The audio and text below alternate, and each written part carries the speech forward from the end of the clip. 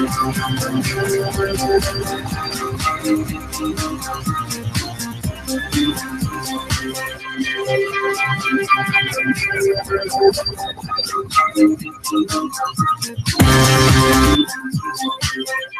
right, hello everyone, and all right, hello everyone. Oh, sorry, I have a problem here. I apologize. The sound was coming twice. Peace of Christ to all, and I hope today we'll have a good time together.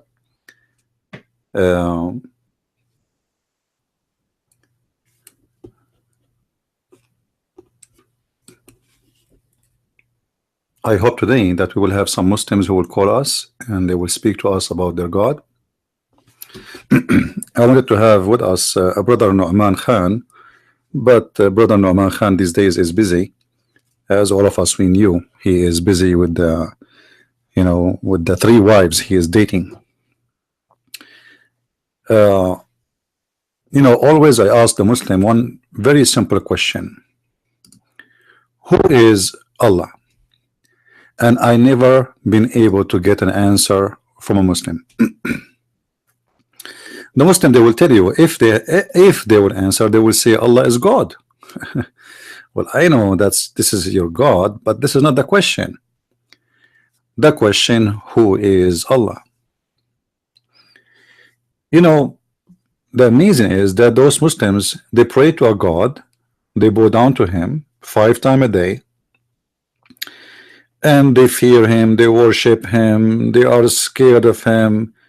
They've been told that this God, he created them just to be his slaves, but yet nobody knows who is this God. I will make it very simple for everybody. If we ask the Muslims, is the devil exist? They will say sure. Okay. Can the devil, according to Islam, take many shapes? They say yeah, he can.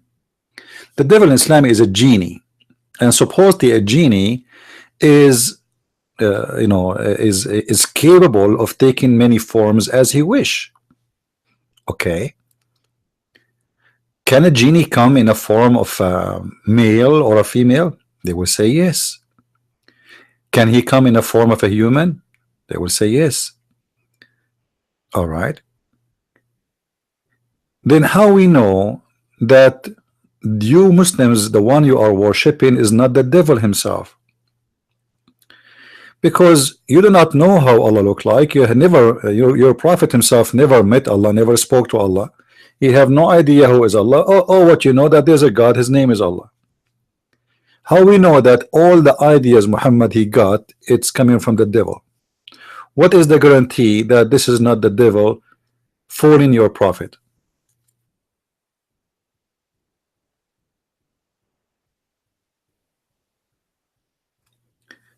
Arab Christian believe in the genie. How you can be Christian and you believe in the genie? It like doesn't matter really if we are Arab Christians or Indian Christians. Christians are Christians. In Christianity we don't have a genie. Genie, you see, many Christians who they are uneducated, like James White and etc., who have PhD, but yet they have no idea what Islam is about. They mix between demon and genie. Muslims do not believe in demon, and genies are not demon. Genies in Islam are creatures created from fire and gas. All right, they are not a spirit. They are not an evil spirit or good spirit. They are created from fire. However, those genies can be good genies and they can be bad genie. There's a Muslim genie, there's a Christian genie, there's a Hindu genie, there's an atheist genie, and there is the genie who follow supposedly Satan or his children. So don't be confused. We as a Christian, we don't have such a thing. It's called genie. The only genie I saw in my life, it was Ahmadinejad. Otherwise I never saw one.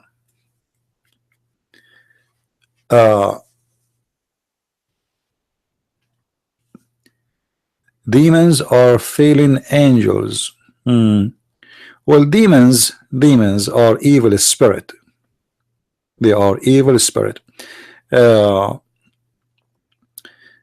you know, the fallen angels, the one you are talking about, as an example, the devil himself is a fallen angel.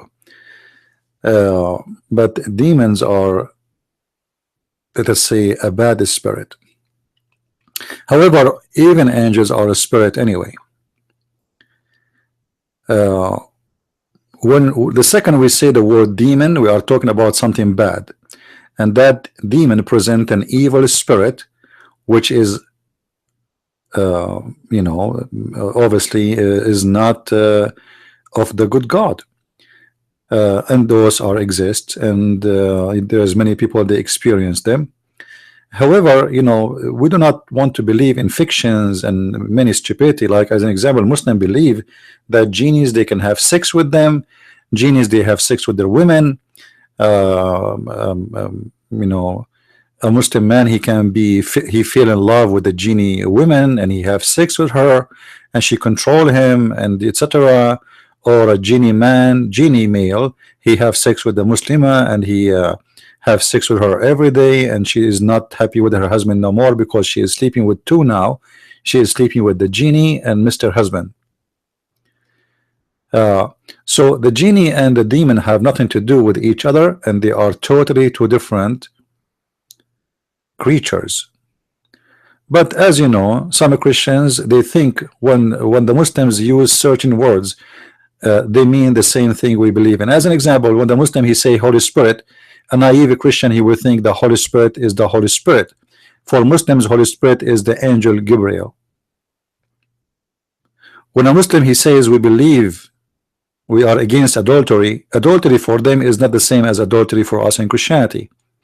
As an example, you know, a Muslim he can rape a woman as long as she is not from his religion and she is you know, not protected by Islam, and this is not adultery.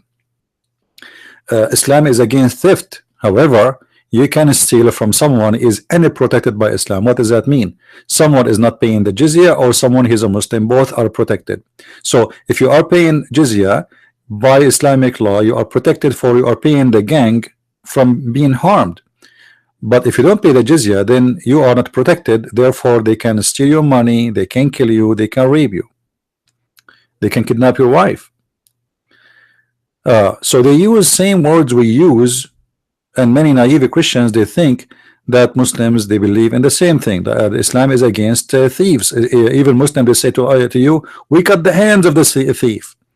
You know, you cut the hand of the thief, but you can steal.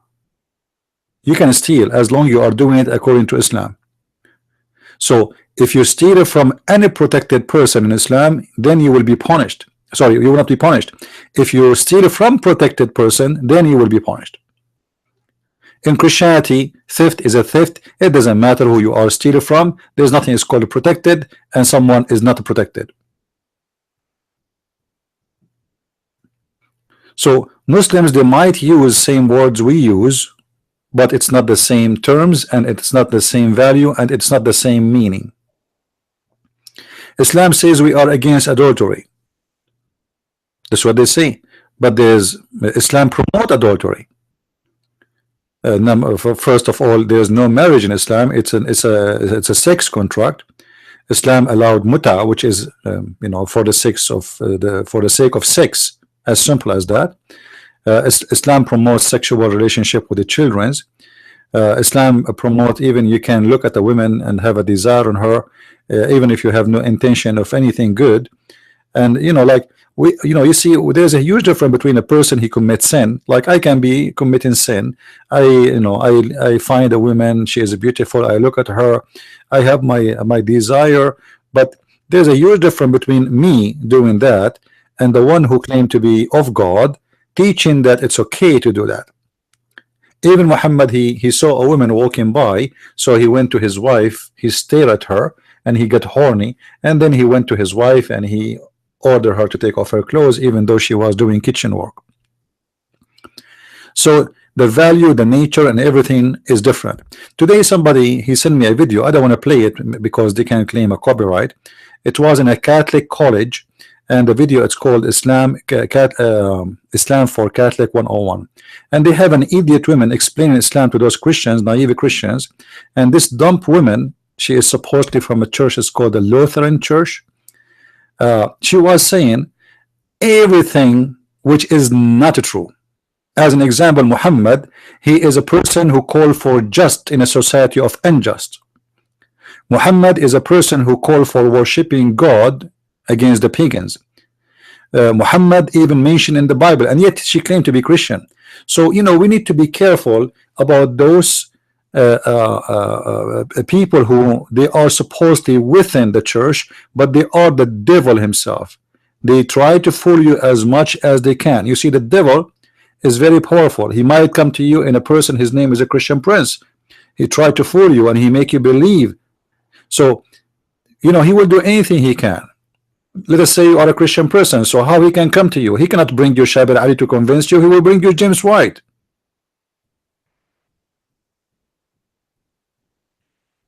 You know what I mean? So we have to be careful and examine the person who speak to you about anything. Do your own research and don't go by the foolish one who always speaks saying nothing but garbage. Now please don't, if you don't mind guys, copy the link of the video and spread it with your friends, post on Facebook, etc., because people are not aware that we are on air. So always take a note that what people say about Islam, I mean 99% of what people say about Islam is absolutely false, including Christians. Because the problem is, even the Christian who don't like Islam, he have no idea what Islam is about. And I don't blame him, by the way, if the Muslims themselves do not know what Islam is about. So how you want a Christian to know? You don't have a teacher in the school teaching you the true Islam. You don't have a priest in the church teaching you about Islam. So how you will learn about Islam? From YouTube? If you go in YouTube, you will find a million, tens of millions of videos, and everybody says something different. So which one is saying the truth? Therefore, the only way to know is you do your own search and don't listen just for a person just because you trust what he say. Anything I say to you here, ask me for reference. And this is why you know me always. I show in the screen and I read for you word by word in front of you.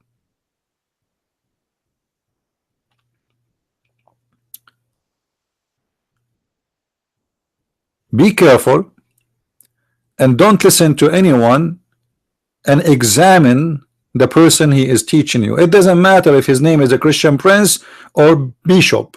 So what if somebody is a bishop? You know, trust me, Satan, he can use powerful names you trust, and actually names you trust, they are the most who can harm you because you trust them. You see, when I am in my house, I close the doors, I close the windows, and I am aware of my security. But then if somebody was able to fool me and I allowed him to get inside my house and sleep in my house, but he is a thief or a criminal or a killer, that is the one who can hurt you because you trusted him and you close your eyes.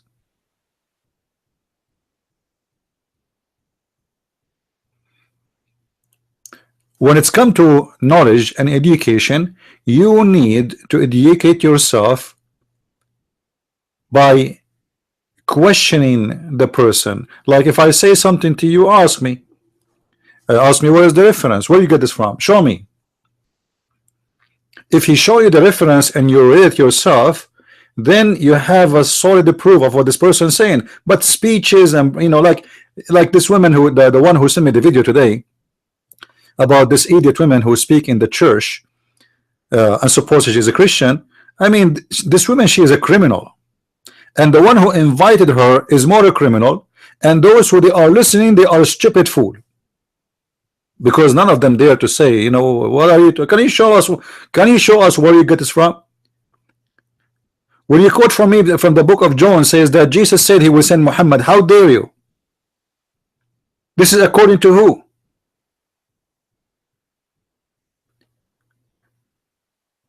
And the funny, when they say that Jesus said he will send someone after him, they forgot that Jesus said I will send, and that's mean he is God. So Stupid, foolish, and Muhammad will send us a scumbag, he will send us a thief. Jesus, he will leave and he will send us a child molester.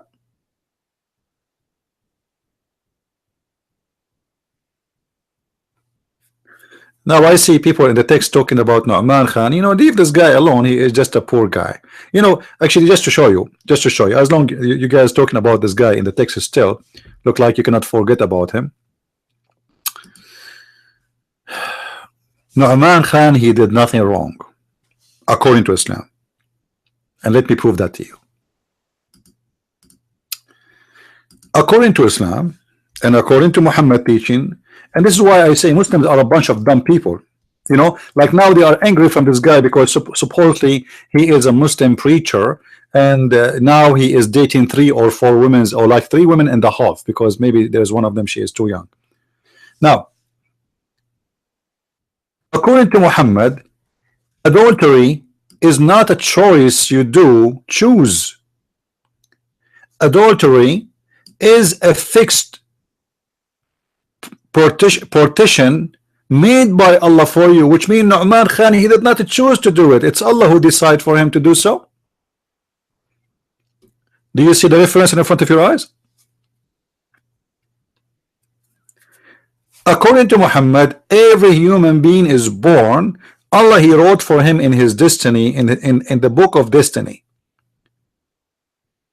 how much sin he will commit, including adultery.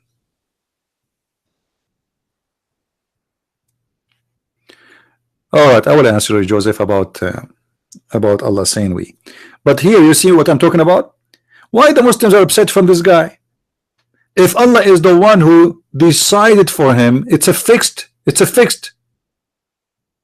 destiny, which means it's not a choice for you to do or not to do. Will Allah decide for him to have etc., etc., etc., like 5 pounds of adultery?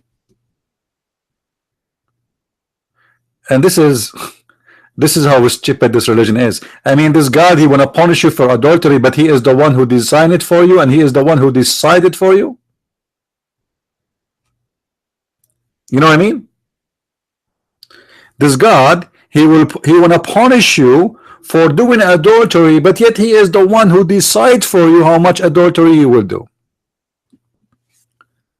There's a woman, she called a Muslim sheikh live on TV, and she said to him, well, I'm getting old and I'm afraid I'm not going to find a husband to marry me, and I don't really look that much good, so I'm afraid my sheikh, what I will do. The sheikh, he said to her, listen to me, my daughter. According to Islam, every woman is written in her vagina the names of the men they will sleep with her. He's trying to be polite, you know. He did not say the if her. So according to Islam, it is written on the vagina the name of the men they will sleep with this woman. Doesn't matter if they are 1 or 2 or 10 or 100 or 1,000. So you can imagine a prostitute, how many names are written in her vagina. So if a woman, she is a prostitute, then you can expect that her vagina is like yellow pages and have a lot of pages. Please, can you check if my name there? What's your name? Ahmad, Muhammad Ali, Ahmad Mansour, Ahmad Hassan, no, Ahmad. Okay, well, it's still like it is written on the vagina. So everything in this religion is a pre-destiny. You know, you remember when Adam and Moses, they have a debate and argument, and Moses says to Adam, because of you we are kicked out of heaven. Then Adam, he said to him, are you stupid, Moses? Don't you know that Allah, he decided for me to do the sin 40 years before I was created? So even the sin of Adam was not a choice of Adam.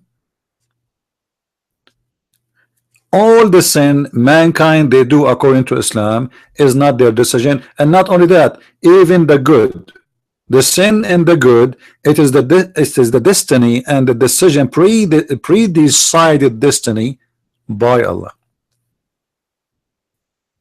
As an example, Uh,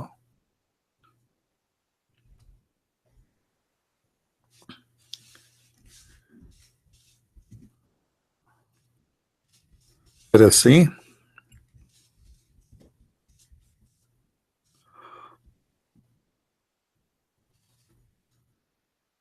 Read with me, please.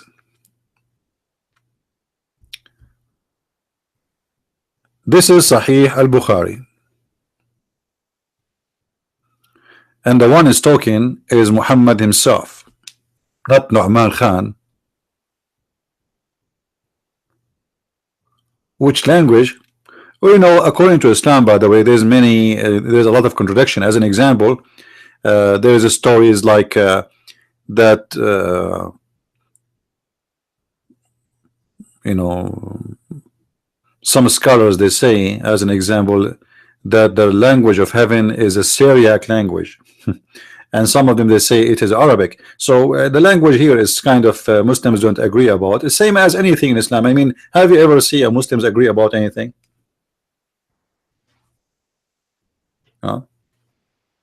They don't agree about anything. The only thing Muslims agree upon, if you notice the scholars, they say, and the scholars agree about not to agree about the meaning of this verse. This is the only agreement they can reach. And same goes in politics, and same goes in everything. You know, and the Muslims are very, very hypocrite. I will give you an example. Just yesterday, 2 days ago, the king of Saudi Arabia ordered that women, they can drive from now on. Suddenly, all the scholars, they start saying, yes, it is halal. Why not? It is good. Like a week ago, they were teaching. I can show you videos. They are teaching it is haram. It's against Islam. The king, he said, you do so, everybody, it became halal. You know, this is a nation. You can switch them upside down. Just be in power. All right. And the king, he says something, everybody agree, and suddenly it became halal.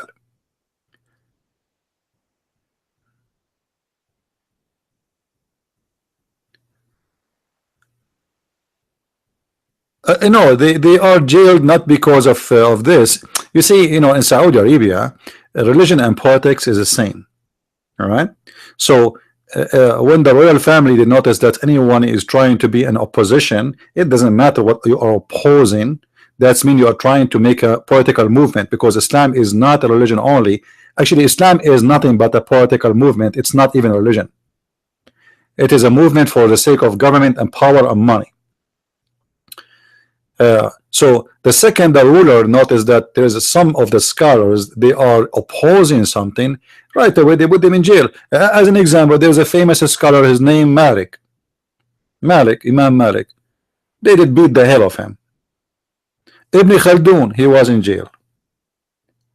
You know, I can quote for you endless names of scholars. They've been tortured, and even some of them they get killed. There's a scholar who he used to believe that the Quran is created, and at that time the Caliph, in the day of Adha, he said, today everybody is going to sacrifice a lamb except me. I'm going to sacrifice this man. And he stood down and he chopped his head in the front of everybody. And this guy is a scholar, and he's a Muslim. Why? Because he said he believed that the Quran is created. So in Islam, the ruler, he can change everything. You know, in a certain time, all of Egypt was Shia. The Azhar University, which is now the top university for the Muslim Sunni, the Azhar itself is built by the Shia. This is not a Sunni university.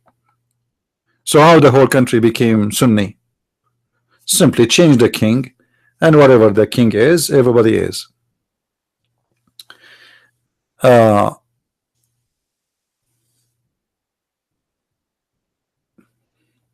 You see, the truth is very simple.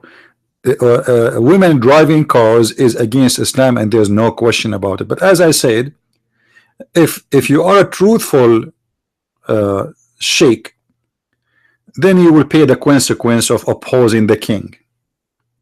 If you are a sheikh who want to make money, have a life, good house, and you want to get a good salary, then agree with the king. The king will be happy from you, especially if you are a big scholar. You will receive nice check, you know. And this is how the king of Saudi Arabia, he controlled the country.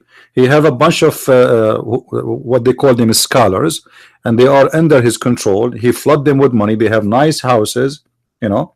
There is a Muslim scholar. He built a guest house. A guest house. This is not his house. This is for the guest. Cost him $7 million. Okay, where this guy is getting the money from? How you can pay? How you can spend $7 million for a guest house, which means it's just for somebody. He is coming to visit you. This is not your house. So if the guest house is $7 million, what about your house? All right. All these scholars go to Islamic paradise if get killed in the cause of Allah. Well, according to Islam, anyone die for the sake of Allah will go to heaven. However, Muhammad, he said, there's a lot of contradictions in the story of heaven in Islam, but I don't want to go there because that will open a big door. However, in Islam, there's nothing is called heaven. Because simply it doesn't matter really what you do. As you see the hadith in front of us, it says it clearly that one of you, he will be doing the work of people of hellfire. All right, read with me. Muhammad, he said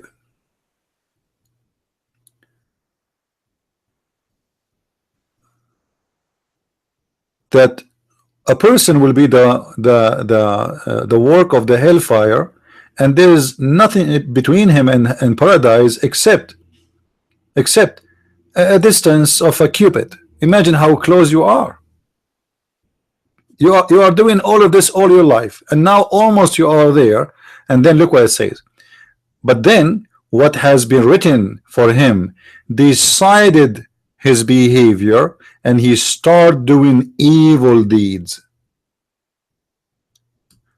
which resemble the people of hellfire, and then he will enter hell. Okay, what does that mean? That's mean all your life you are a scholar. You are Nu'man Khan, supposedly, who make a lot of stupid stories, does not even exist in Islam, and you are trying to promote Islam and etc., and you have sex with Muslim women to promote Islam, to make them have more babies, and because he's practicing the good Islam. So, but then suddenly what is written by Allah will take over. What is that? Like he stopped. He don't wanna be a bad person. He don't wanna lie. Suddenly, I don't know what happened. Suddenly he stopped lying, and then he go to heaven. Or can it be the opposite? So as you see, it is what is written for you by Allah will take order, not your deed. Your deed doesn't count. Stupid. You do jihad, you die. All of this fiction, Muhammad, he lied, because this is obviously here. It says it clearly. It is what is written for you will take over.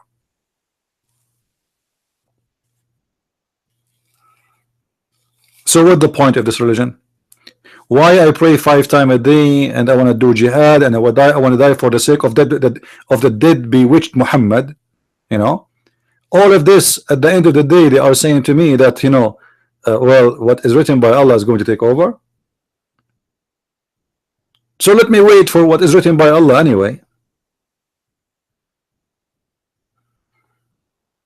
You know what I mean?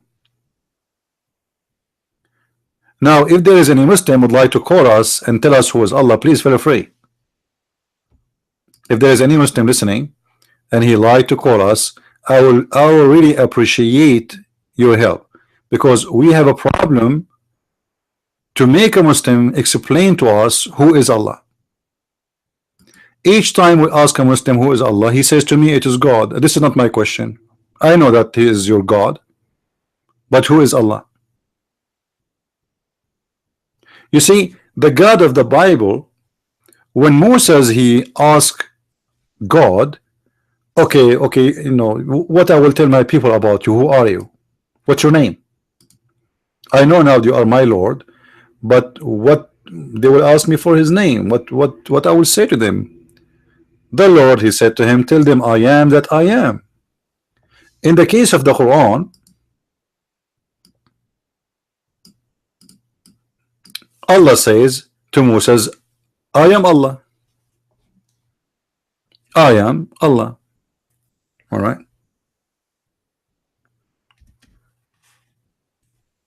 Which is really weird, because how come in the story of in the Old Testament, God refused to say anything about a name? If you go in chapter 28 verse number 30, and we go to Yusuf Ali translation, you will see he says there, but when he come to the fire, who is the one we are talking about? Moses. A voice was heard from the right bank of the valley, from a tree in the hallowed ground. O Moses, verily I am Allah, the Lord of the world. Okay, who is Allah?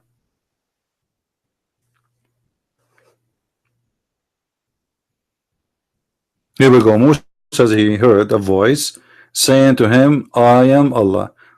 Okay, who is Allah? You know how Allah can prove himself to be God? Just by saying I am Allah and I am God. What if that is the devil? You know, today a human being, he can make you see things as not exist. And actually, even in the time, in the old in the ancient time, there's people who do they are magician. We don't believe in magic, but they have their own tricks, you know, and they can make you see things as not there, you know. But and today they can do it. So how the Muslims can examine who is this God who they call him Allah? What if it is the devil? Just because a voice came from the tree? And I'm talking about the story in the Quran, not my story. Why? Because the God of the Christians is examined. You see, there's many things. When somebody he says to me, I'm God, I'm not going just to accept because he said he's God, even if he have a superpower. You know, today, let us say I am a person who is born 3,000 years ago, and they put me in a freezer. Let us go to a fiction movie, and then 3,000 years after, they woke me up, and then suddenly I'm sitting in a place and I see an image in front of me, and the image saying to me, I am God, worship me. And I was so scared, like what? And then I bow down and I worship this God, because this God obviously is God. Look, he appear, he go. Because I never heard of something is called three-dimension, an illusion, and you know, there's a lot of technology these days. In these technologies, you can install cameras, or let us say projectors, in many places in big hole, and you can make somebody look as if he is real on the stage, but he is not there. And you can search for it right now. There's many CEO, you know, they make a lecturer on the stage, not on the projector in the wall, on the stage, which means you will see him as if he is real there. But the fact he is in California, but his body appear in Hong Kong. If a human being can do this today, can the devil do that before? I mean, who is more powerful? So what is the guarantee for Muslims that the stories they get from their prophet is a stories coming from God? You see,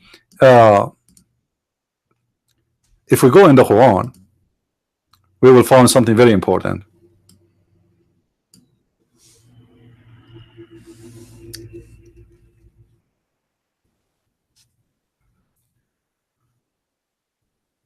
In chapter 3 verse number 183, they say to Muhammad, we will not believe in thee unless you do what prophets before you did. Okay, what prophets before you did exactly? What those people are talking about?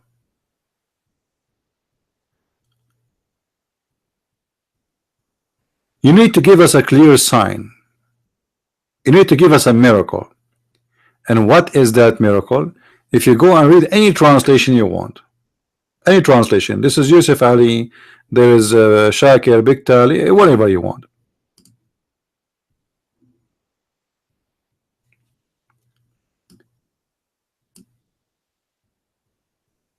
They said to him, we will believe in thee. You know, okay, we will believe that you are a messenger of Allah, no problem, and we will believe in this Allah. By the way, the Arab, they believe in Allah already. The whole idea Muhammad is trying to force them to believe in him. Okay, so we will believe that you are the messenger of Allah, but you have to bring us a miracle. What is that? You make an offering, and then a fire come from heaven, and this fire will eat this sacrifice. But where those people are bringing this from?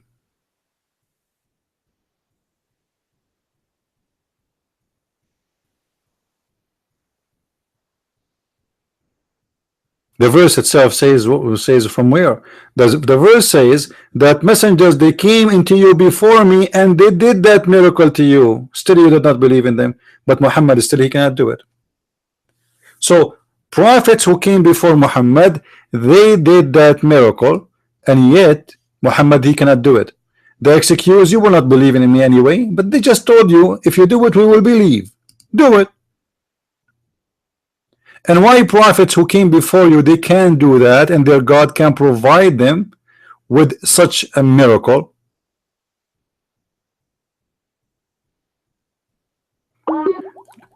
Look how false this excuse is. That there's a prophets who came to me before me to you with the clear signs, you don't believe in them. Name them. Who are those people who came to you with the clear sign and they refuse them? Christians, they believe in Jesus. Jews, they believe in the prophets. Who are they, those prophets? All right, we have a caller. Let us see. Hello? Hello? Look like we have difficulty with this person. Do you hear me? All right, looks like we have a problem.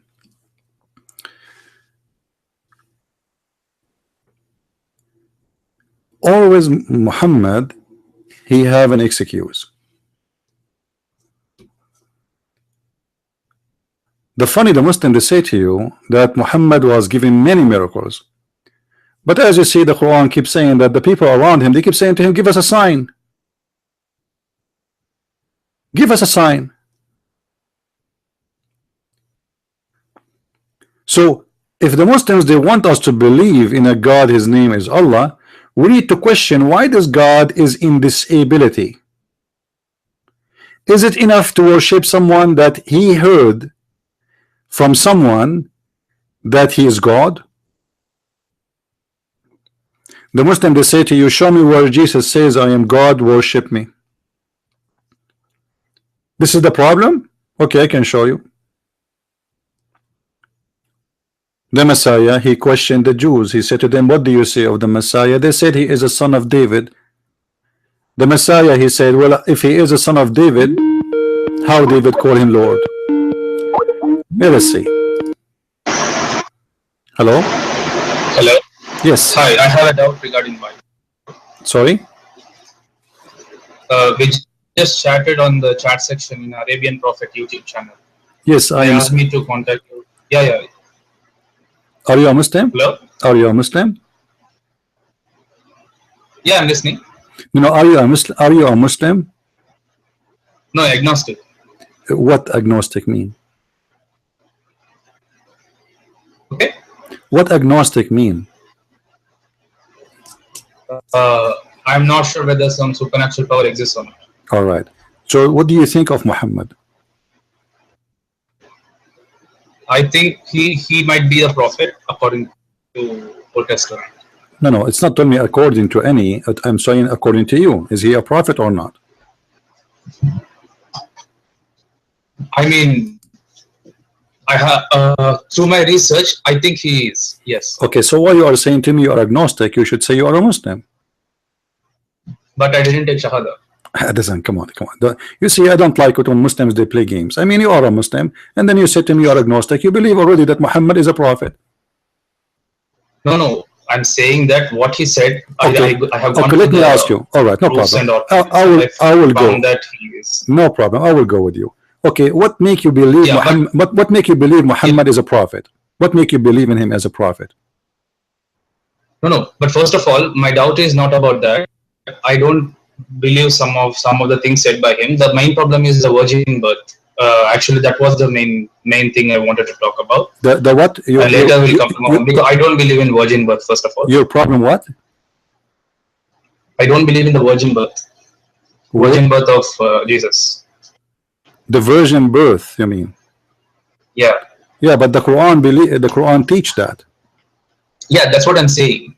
All right. I don't believe because of what he said. So I cannot prove to you that. Hold on. You see, this is something nobody can prove to you because we can bring you Mary, and we cannot bring you Mary to show you what happened. This is a belief. However, as long as you believe in Muhammad as a prophet, then you have to believe in what Muhammad he said.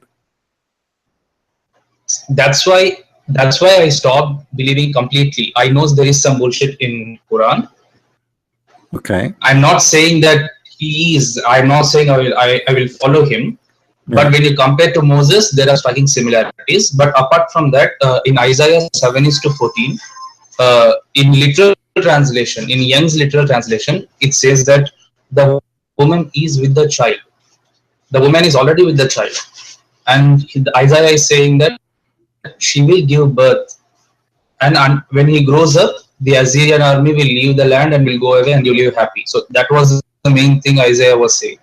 So when in Isaiah it says what verse in Isaiah? 7:14. Isaiah 7:14. Can you read it for me, please?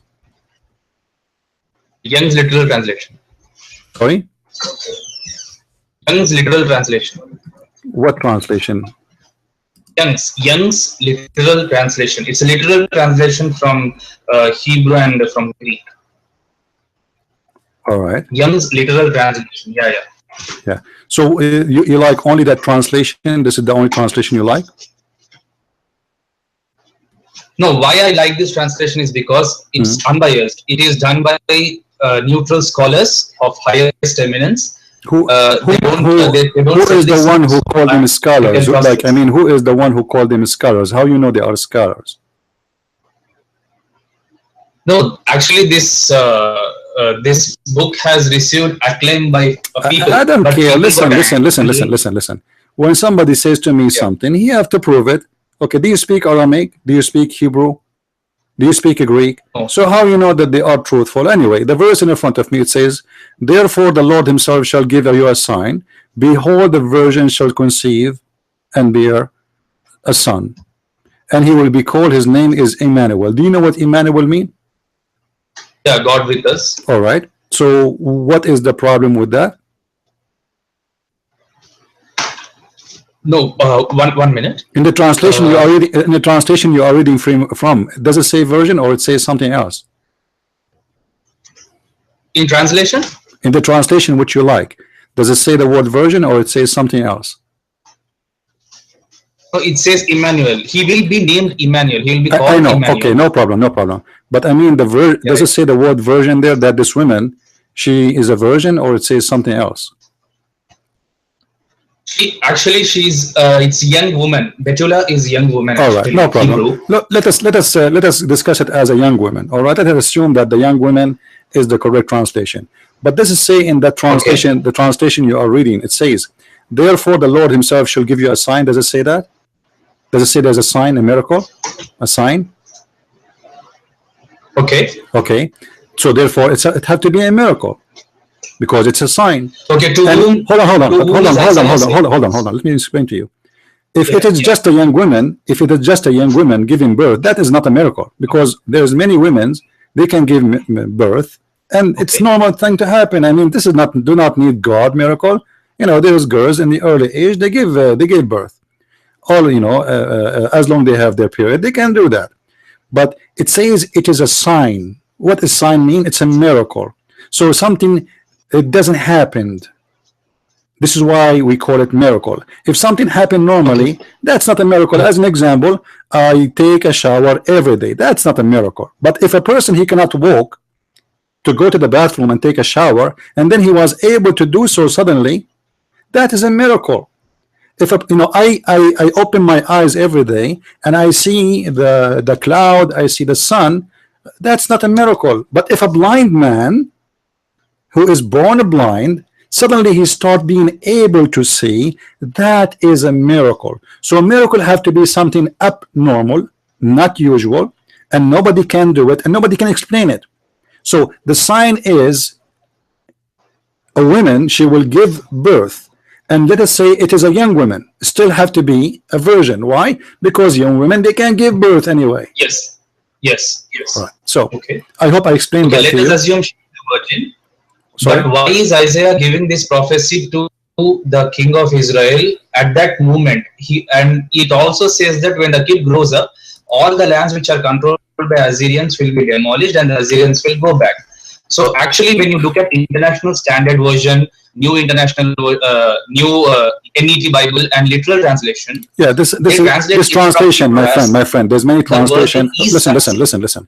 There's many translation are not accurate. Even like New International, there's a lot of verses are even missing. So there's many. No, not international. Oh, hold on. There's many false translations. They are just for commercial. There's verses are missing. There's numbers are wrong, and there's words are coming from the middle of nowhere. And some of them even maybe are using the software to translate. So we don't care for those things, you know.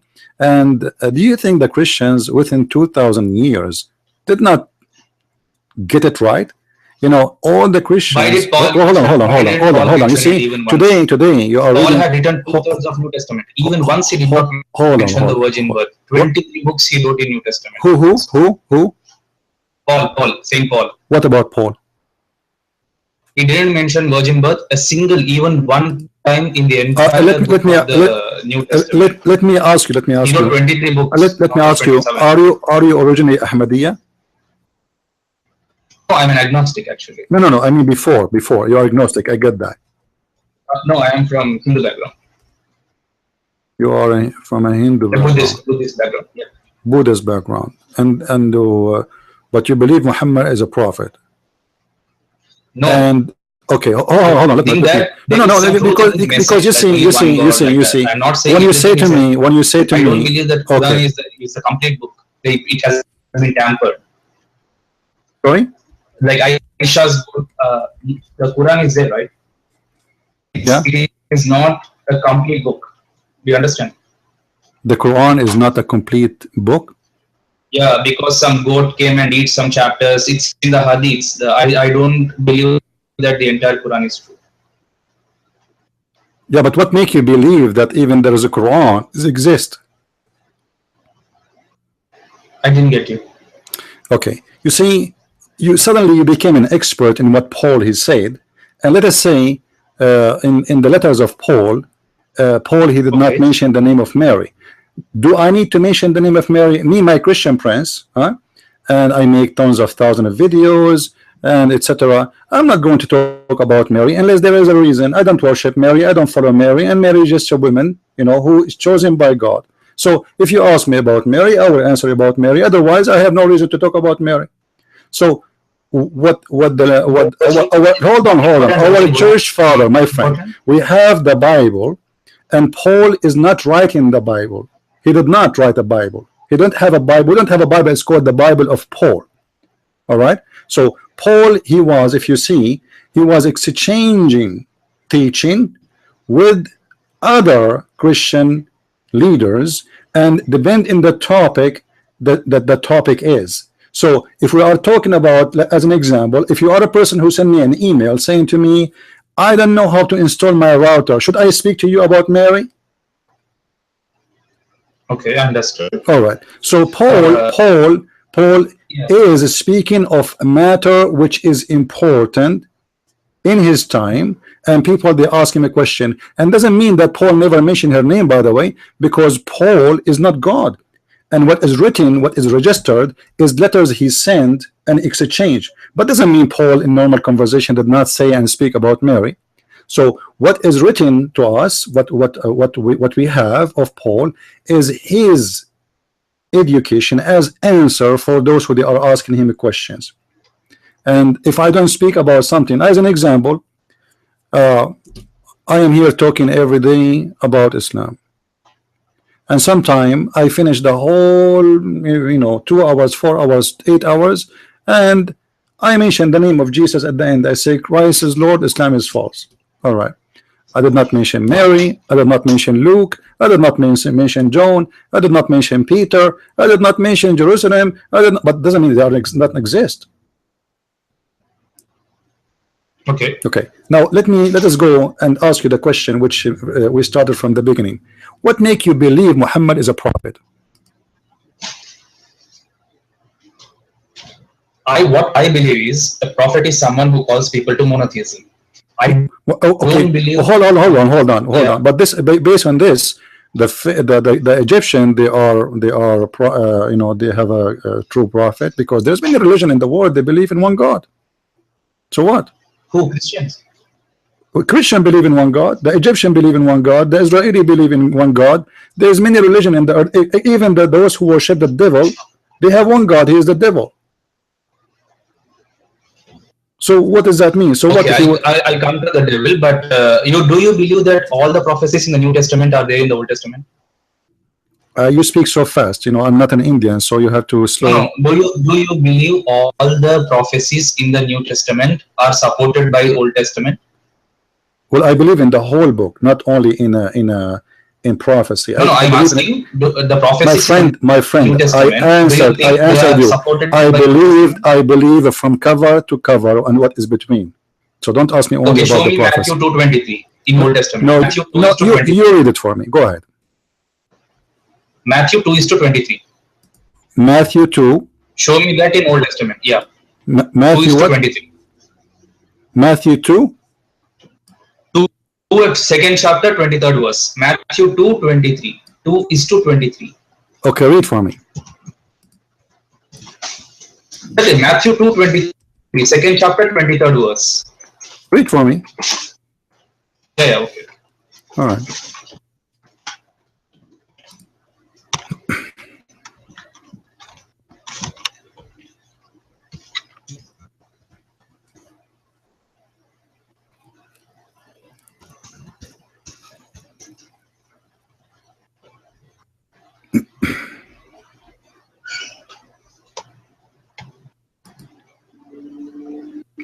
We will take some time.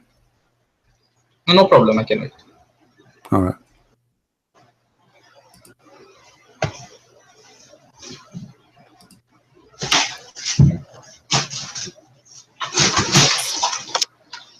Can you tell me what you want to say until you open it? No problem. Until you find it.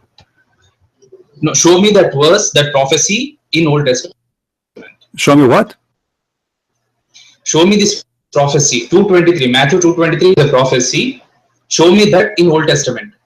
Because all the prophecies in New Testament are supported by Old Testament according to Christians. Show me this prophecy in Old Testament, whether this prophecy is true or not. All right.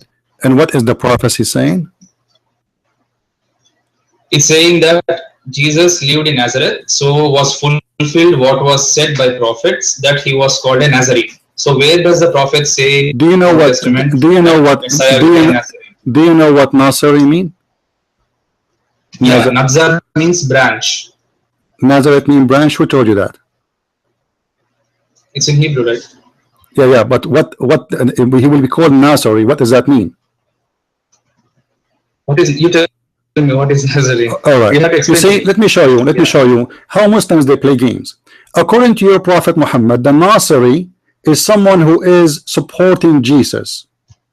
So you are just proving to me that Muhammad is a false prophet because he used the same word, and you are saying to me, show me this verse, because all the Christians, hold on.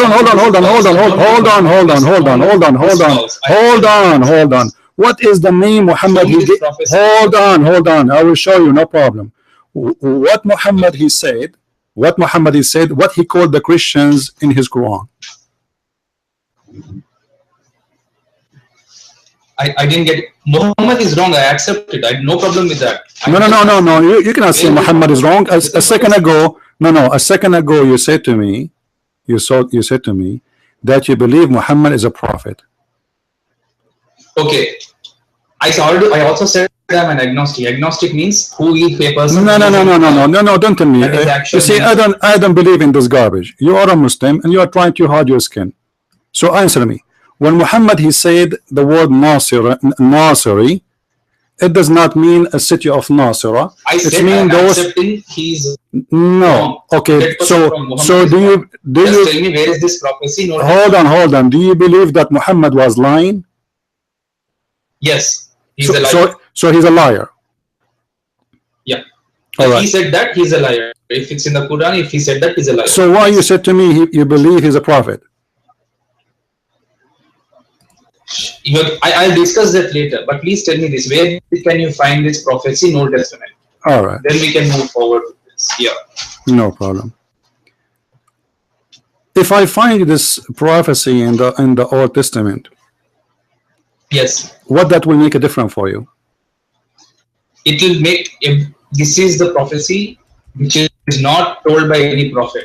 This tells that Matthew kept on pushing. If you look at the 4 Gospels, Matthew is the only person who sticks prophecies with every verse. He has that kind of mentality to support this. His mentality is very pleasing others. So if you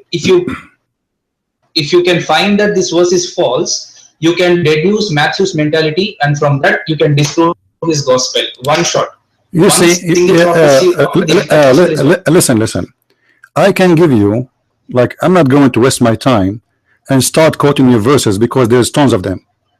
But obviously, you just said there's tons of verses. You can go to Psalm. You can go to Psalm. You can start. Go to Psalm 22, 6, 13, 69, 10, Isaiah 49, 7, 53, 3. There's tons of verses. But if a person listen, because you have no idea what are you talking about. You are a person who is trying to copy and paste, and you are trying to throw rocks at us. Now, do you think? Listen. Do you think this question? Do you think? Let me ask you. Hold on. Do you think this question never been asked to the Christians before you? Do you think you are the first one who asked this question? I'm just asking for an I'm answer. asking you. I gave you reference. I just gave you reference. Because my friend, if I ask you, listen. If I ask you, what is the word Tawheed in the Quran? What you will say? Pardon?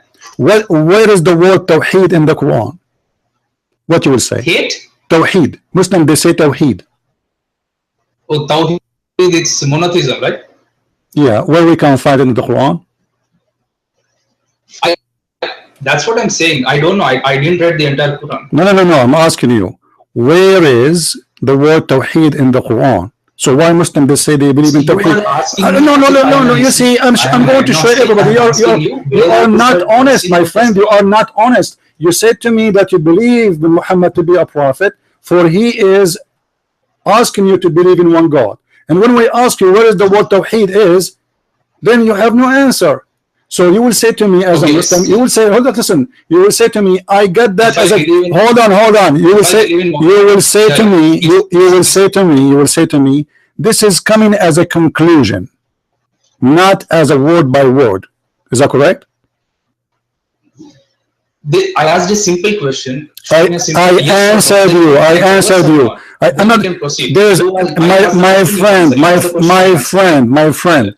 You obviously you have no idea. Let me ask you. I will give you a simple example. When people they speak about the Garden of Eden, The Garden of Eden. Do you know where is Eden located? Eden? Have you ever heard of the city of Eden? Eden Garden? Eden? Huh? What? I didn't hear you clearly. What did you say? Do you know that, as an example, the Quran speak about the Garden of Eden? Yeah. See, the Quran has so much garbage, like Dulkarnain going and seeing the sun in muddy water. I read that. It's stupid. I know that. I'm not saying it is correct. I'm just asking. Show me the verse Matthew 2:23 in Old Testament. In order to come in order. Gospel is wrong. No, my friend, that one is not talking about a location as a location, as a place, as a name. It's talking about what he will be called, and he will come from that area. So in order to get the conclusion, no, listen. Hold on. Do you want the answer? We're going to talk. Okay, I'm listening. We can't talk at the same time. Go ahead. Yeah, he said that he will went and lived in a town called Nazareth, so he will be called a Nazarene. He's talking about a place. What? So please tell me, where is that prophecy? Okay, what is Nazarene mean? Branch, right? You tell me, what is Nazarene? I don't know. Someone said it is a branch. Yeah. Okay. See that when the Matthew is talking, he is referring to the branch. What is the branch?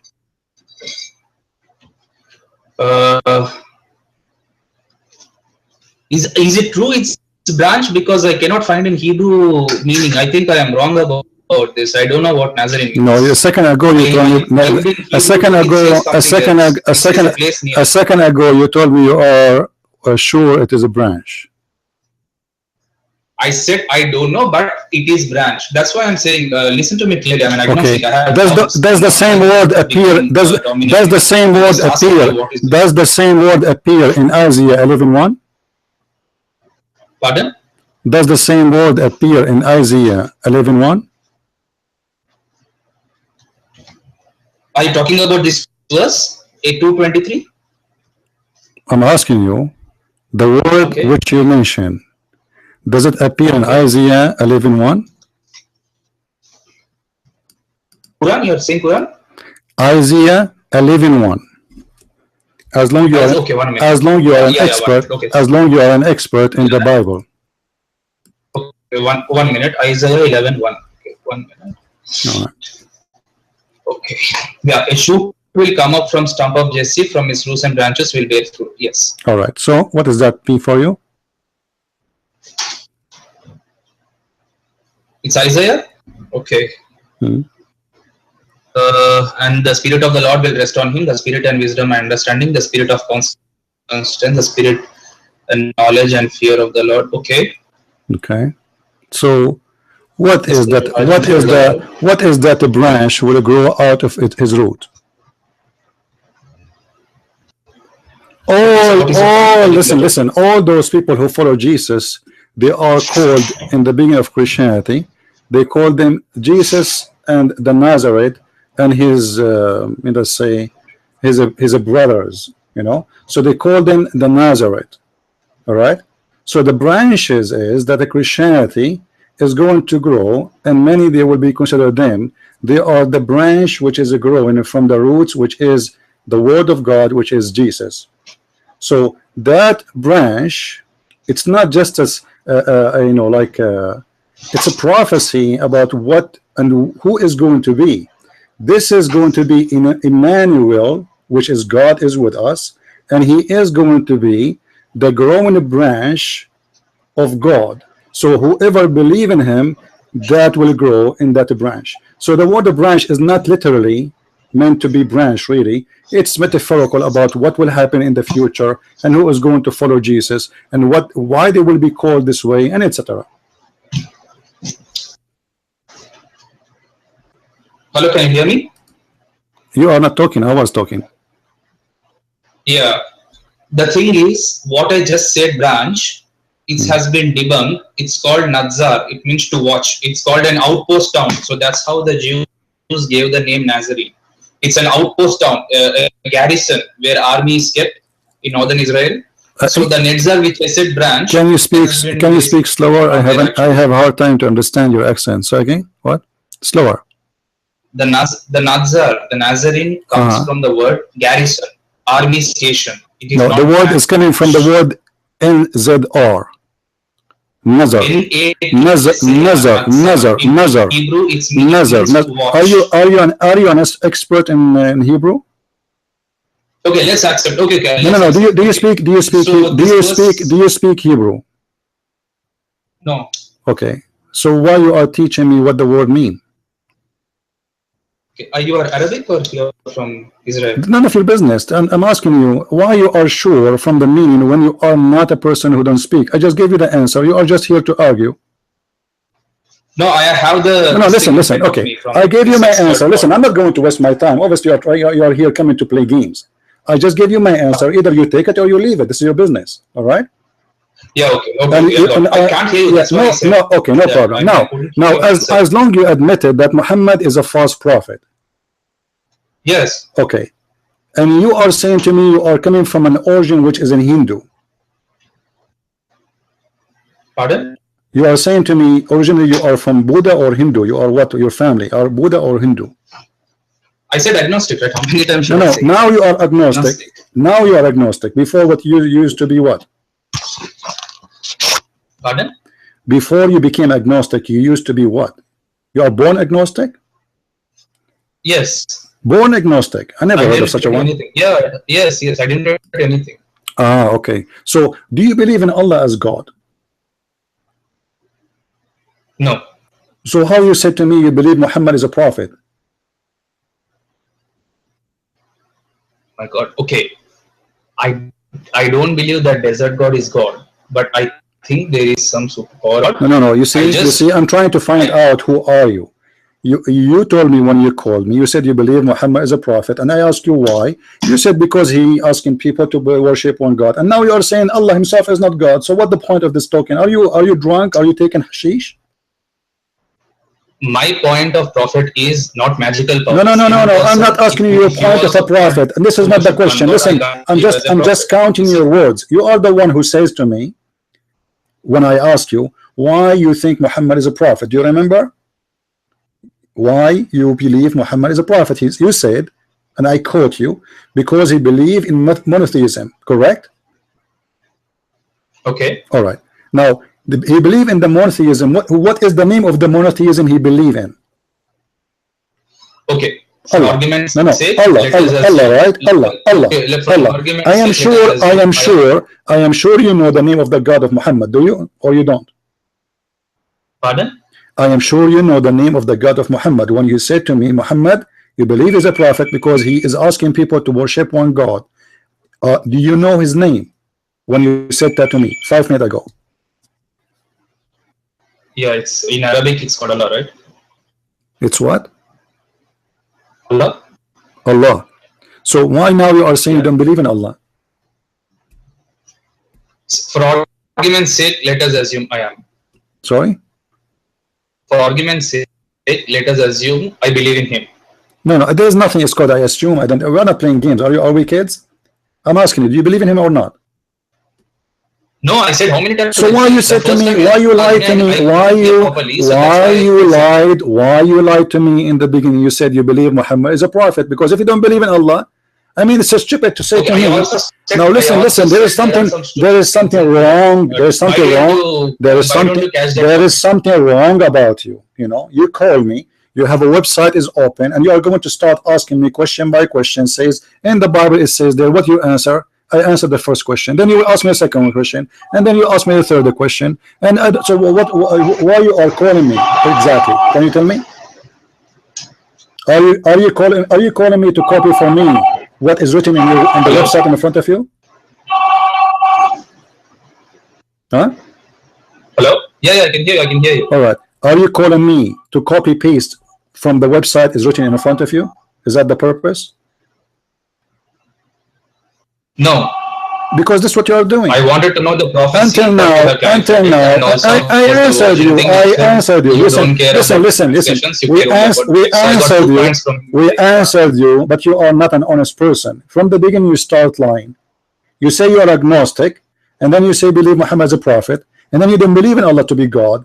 and then you are going to, you know, okay, I don't believe in the virgin birth of Mary. I mean, who cares if you believe or not? Obviously, you are a mental person.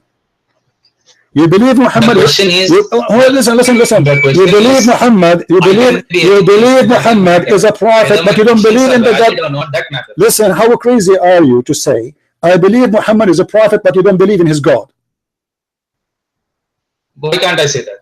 You said that. You said Muhammad is a prophet. Yeah, why can't I can say prophet Mani, I can say Buddha is a prophet. Oh, no. A prophet? No. Do you know what prophet mean? A second ago, you are debating me about a prophecy, aren't you? Yes, prophecy is just a human being without any magic powers. That's what I said. Prophecy is a human being telling what? Yeah, human being telling about the future, prophesizing. And how he can get the future? How he know about the future? Yeah, that's what I'm saying. I said. No. Listen, Abdul, listen. A prophecy is a person tell us about the future. How he knew about the future, this person. There are many persons who can tell the future. You know that. No, nobody can tell. Nobody can tell the future. They are liars. No, they are liars. It's in the Bible. You can check it. You know what? I'm just wasting my time. Okay, but we should not. Just go. You are just a kid. Those people, you know, they are not really trying to know where this verse is mentioned and where they speak about Jesus, and then you give him the answer, and then he will not accept it, and then he will ask you the second question. So they are copy paste, and he is not trying to learn. At the same time, either he is a crazy mental or high with hashish, or he is a stupid Muslim. He believes Muhammad is a prophet, but he don't believe in Allah. He believes Muhammad is a prophet, but obviously Muhammad is telling a lie. He believes Muhammad is a prophet, but the Quran is full of bullshit. I mean, you are the one who's full of bullshit. Are you stupid when you say to me Muhammad is a prophet, but yet he is teaching bullshit? Obviously, you have a mental issue. Can you show me this? By the way, this is what Ahmadiyya do. This is why I think he's an Ahmadiyya. Ahmadiyya, they give you a question, and then you answer the question, and before you finish, he have other questions ready for you. You know, it's like a marathon. All those questions, my friend, don't waste my time. You can type them in Google, and you will get the answer. Will take you 2 seconds. As simple as that. I am here to debate about Islam. I am Christian Prince. I studied Islam, and I am here to teach about Islam. If you want to talk about Christianity, I have a brother of mine. His name is Sam Shamoun. He would love to talk to you about all your questions about the Bible. He will love it. What I do, I get Muhammad busted. What Sam Shamoun he do, he got people like you busted, and he answered their questions. However, I can get you busted, but this is not our topic, because I know the game. Before you finish the first answer, he is ready with the second question, and this is what he's doing. Since he called me, he started giving me question after question after question, and obviously he don't want to talk about Muhammad. He want to talk about Jesus. I don't believe in the virgin birth. Why? I have a translation saying she was a young woman. I mean, how stupid that is of you to say, just because it says young woman, so what? And yes, Mary, she was a young woman. Obviously, she is not an old woman. So she was a woman, not a child. A woman is a woman.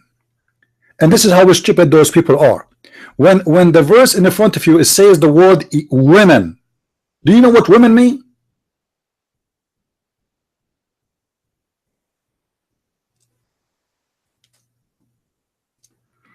Our Skype is in on the screen.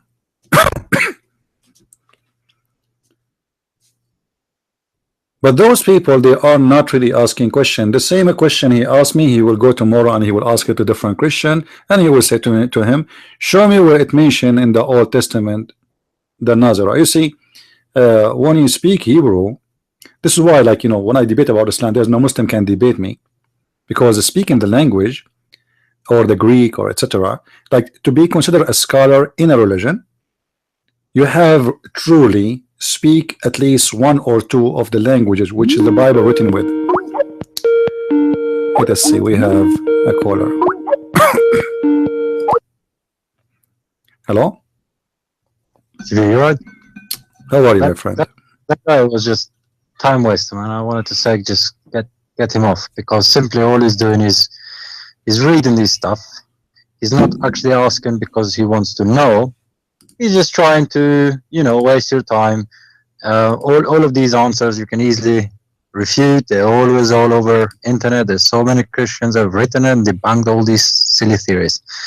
I just called because in my country, even today, they call a young woman a virgin. You know, when it comes to marriage and stuff, the word, they don't use the word virgin. They use it as a young woman. Young woman back in the days meant a virgin. No, you see, back in the day, today it doesn't matter. The verse saying there's a hold on. The verse, my friend, is so clear. It says a miracle. So if this woman, let us say,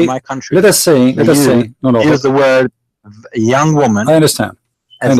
But let us say, for the sake of argument, Mary, she was 40 years old. For the sake of argument, okay. Still, she will give birth as a miracle. Otherwise, what the miracle there? So if she just give birth, there's no miracle in that. The verse is speaking about a miracle. So regardless of her age, if it says young, it says, oh, it doesn't matter. This woman, she will, by giving birth, she will be doing a miracle. What is miraculous about women giving birth? Nothing. All women, they can give birth unless they have a problem, a health problem. And also you have you know, Isaac being born at a very late age is not mentioned as a miracle, you know, in a sense. She just gave birth. This is a miracle, and is explained in the New Testament why it is a miracle. What about Abraham? This guy was simply just trying to waste time. Yeah, Abraham. My phone. But like I said, in my country, even today, they use the word young woman as meaning as a virgin. My friend, Abraham, his wife, she was old and he was old. Is that correct? Yes. And yet she gave birth. That is a miracle, right? So it is a miracle in that sense. But it's not. The Bible didn't make a deal as it is. No, it's God. No, it's obvious that she is not. She in this age she cannot have kids. There's no way. It's a miracle. You know. Of course. So in order for I explained to him, in order to consider something as a miracle, it cannot be explained. Otherwise, it's not a miracle. If something everybody can do, there's no miracle in that. You know. If I can drive a car and you can drive a car and he can drive a car, and then somebody says to me, it was a miracle, I learned how to drive car, this is a joke. So if somebody can go in the water, under the water, and he can stay for 10 hours without oxygen, that is a miracle. So what is miracle is something happened is unusual and no nature can explain it. So the verse is so clear that this woman, she will be given a sign. So if this is just a normal birth, there is no sign, then what is the sign? Same time, this liar, he don't believe in Isaiah anyway. Didn't you hear him at the beginning? He said he believes Muhammad being a prophet. Then he said he's a Buddha and Hindu, and then he believed in because he believes in monotheism. You know, this kid was simply just trying to waste your time. I mean, I had a guy on my YouTube channel. He was commenting and he said, "Oh, he was trying to say, oh, when you get sick, do you go to a doctor or do you pray? Do you pray to be healed?" You know, what a ridiculous statement. Luke was a doctor. Technically, Jesus was a doctor because he healed. My friend, what the we have ridiculous. There's millions of people, they go every day to the doctor and yet they die. Is that true, course. or it's a lie? It's true, right? So Yes. you go to the doctor, you know, hoping that the doctor, by his experience, can help you. Same time, you pray to God, and your prayer will be answered. You know, we have the Lord. He ordered us to be wise and not to be fool. And the Lord not necessarily is going to answer my question. I mean, my request. Let us say I get sick, and I am praying, but I might die too. Because Yeah, of course. you know, it's I will be really happy that the Lord, he answered my prayer, but it's not necessarily he will. He Of had course, different. because he's see, for example, when I pray, I say, Lord, not as you will, but not as I will, but as you will. Let your will That be he done. will be done, You know. right? You know, but You know, so it's his will. Lord has answered my prayers in so many times. Just because I want to live forever in this life, I actually don't. I would rather go to the Lord. But you know, why should I decide how long I live? This is like playing God. This is I've had, for example, a former colleague that I used to work with. She had spent about £20,000 to trying to do IVF and all of this, trying to have a kid. She couldn't have a kid, and guess what? At the age of something nearly 50, she had a kid naturally, yeah, randomly. and maybe the The doctors doctors even told her she'll never have a kid. Honestly, this woman was quite old woman, and you know, she was not prepared for it. She was never prepared that she's going to have a kid, and she had spent thousands, over £20,000 in money, IVF and all these doctor treatments, and naturally she has a kid. You know, she has exhausted all the hope and has. So what do you want to call that? yeah. You know, But, you know, it's just you can't use. but it's very saying funny. that, oh, a It's doctor does everything very and stuff. funny how Muslims, they play their games. I believe strongly this guy is an Ahmadiyya. You know, Ahmadiyya. I think he was a funny sect. I'm not sure what sect he'd be, but he definitely He's an was. mostly he's an Ahmadiyya. You know, he's an Ahmadiyya. Ahmadiyya, they do that. Ahmadiyya, they deny Easy, Muhammad, etc. And they say they play games. You know, but it's very easy to get them busted too. Just ask straight a question and insist for the answer, and right away you will see how he contradict himself. He believe in Muhammad as a prophet, and then if Muhammad, he says the word Nasara, it's mean Muhammad is wrong. But Muhammad, he said the word Nasara. And by the way, you will see the same question coming from every Muslim, because Muslims are stupid. I mean, if you don't believe that the Christians are Nasara, then why you call them Nasara in your Quran? Nazarene. You know? Yeah. But the Muslim, by the way, they have their own interpretation for the word Nasara. They say to you, Nasara, hum Ansarul Masih, which means the helpers of the Messiah. But the fact the word Nazareth is coming from those who they are following the Nazareth person, which is the Messiah. So that is the branch. However, in the beginning of some new cults, they start developing, and one of them is called the Nazareth. But the word Nazareth actually have many meaning. One of it is the poor. The poor. You see this guy, he quote for me the word branch. So there's many meaning. One of them is the poor, and the poor is, it was a name given to them from the Christians.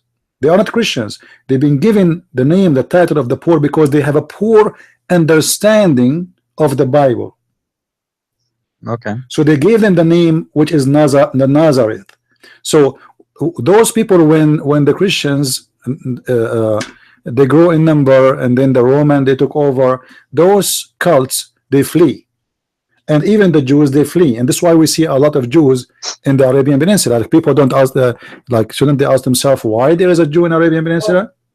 Because simply they flee for, you know, they are not welcome no more to be there, especially the Jews, because they took the side of the Persian for a long time, especially in the attack of Jerusalem in 614. So when the Roman, they took over again, they almost pushed any Jew to be to be expelled. They run away for their life because they betray the Christians. So the Jews and those Nazareth, who they are not Christians, they are false cult, they spread all over, fleeing. Yeah, they're sects like Jehovah's Witness. This is why you see. This is why always been sects. Yeah, this is why you see. No, not sect. It's a cult. You see, sect is a different story. Yeah, okay. This is why you see there's a guy, his name is Salman al-Farisi in the history of Muhammad. Salman al-Farisi, when according to the Muslims story, they say that the first time Salman, when he went out of his town, he found a bunch of Nasara, and he became a Nasara. He became one of them. So Salman al-Farisi was Nasara too. Now Salman al-Farisi, all of us, we knew his impact on Islam, and obviously Muhammad, he learned a lot of things from him. He found the Nasara in Persia, but he could not find them, or you cannot find them in Jerusalem. Why? Because simply they flee, any area is controlled by the Christians, for they are rejected. So they flee to Persia, they flee to Arabia, they flee far away, anywhere it's not under the territory of the Roman. They took shelter there, and they were welcome because the enemy, which supposedly at that time it was the Persian, they considered them a great helper in the future, wars against their enemy, because they speak the languages, they can send from them spies, there's many reasons. So those people, they are exist in the Arabian Peninsula, and Muhammad, he never found a name to call the Christians except Nasara, because he never met a Christian, he met only Nasara. Those Nazareth, who they are called the poor, he is the one who he met with, and this is why he got the wrong understanding of Christianity. And actually, he never understood Christianity or Judaism. All he did is he tried to get little bits of here, copy from people. I mean, even Judaism, he got it wrong. Is Ezra, the Jews call Ezra your son? Muhammad, I don't know where he got these stories. Some of the stories they're not even mentioned on the Talmud, not even mentioned on the Legion. Where did he get the Ezra? I believe everything he got it from somewhere. There's somebody. Yeah, I don't know where he got it. Yeah, but Muhammad, you see, okay, you see, like, let's say you heard something from me, and I'm wrong, but you think this guy, he knows what he's talking about, and then you start saying to people what you heard from me, but then people, they check and they didn't find what this guy is talking about, and this is exactly what happened. Muhammad, he was not informed, and he was learning from others. And there's as an example, there's a guy, his name is Addas, and those two guys who they are supposedly enslaved, but they are Nasara. And then if you see, they will see that those Nasara, they are reading in the Hebrew, which means they are Nasara Hebrew. They are Hebrew from that cult, who they flee from the land of the Jews. So Muhammad always, he go there, and the people accuse him that he is learning his religion from them. This is why you see, if you go to the Quran, you will see Muhammad saying, oh, well, Addas is a person who speak he don't speak pure Arabic, he's a foreign person. My Quran is a pure Arabic. What are you talking about? Let us see here. Yeah, but he needs 7 dialects. He needs to come in 7 dialects, and all the words. Yeah, but this is different. They're not Arabic. Yeah, but this is not really about 7 dialects. This is here about he was trying to defend, that he is not copying from them. So what his excuse is? Well, you know what? The one you are accusing me that I'm copying from, if you read with me right now, chapter 16, verse number 103, if you go to the interpretation, you will see that the story is Muhammad was accused that he is learning the Quran, or what he called Quran, from Nasara, who they are slaves. He go and he sit with them, and they were reading for him from their book. Which book is that? Is the book of the Nasara. And then when the people start accusing Muhammad that you are the one, you are learning from them, that's what you get to the stories from. So look what Muhammad says.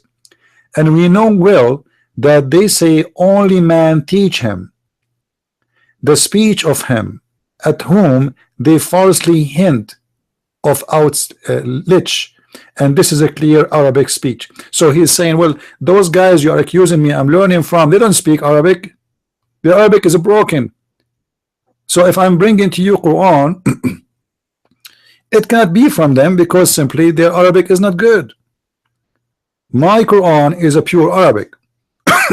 So can I just say something, because it clearly shows here that they're accusing him, saying that you can't be a prophet or teaching us from God. You are clearly you're learning from some man. And then when he says it's a clear Arabic speech or a pure Arabic, actually I don't believe there is even any single language in the world that it is pure 100% on its form, because people have migrated all the time. Every language that takes words from other languages, if you know what I mean. There is no such thing as English, pure English, essentially, because many of the words in English come from Latin and so forth. Do you know what I mean? Yeah. Well, So I don't see how it could possibly ever be such a thing as pure Arabic, 100% Arabic, because every language has words from other languages as well, if you know what I mean. Yeah, but, you know, what he said, he is this is a pure Arabic. It's very funny because the Quran, the word Quran itself is not Arabic. You know, the Quran actually starts with foreign words. As an example, the word qalam. You can go and check. There's tons of interpretation, and they will say to you, qalam is a Syriac word, have nothing to do with the Arabic language.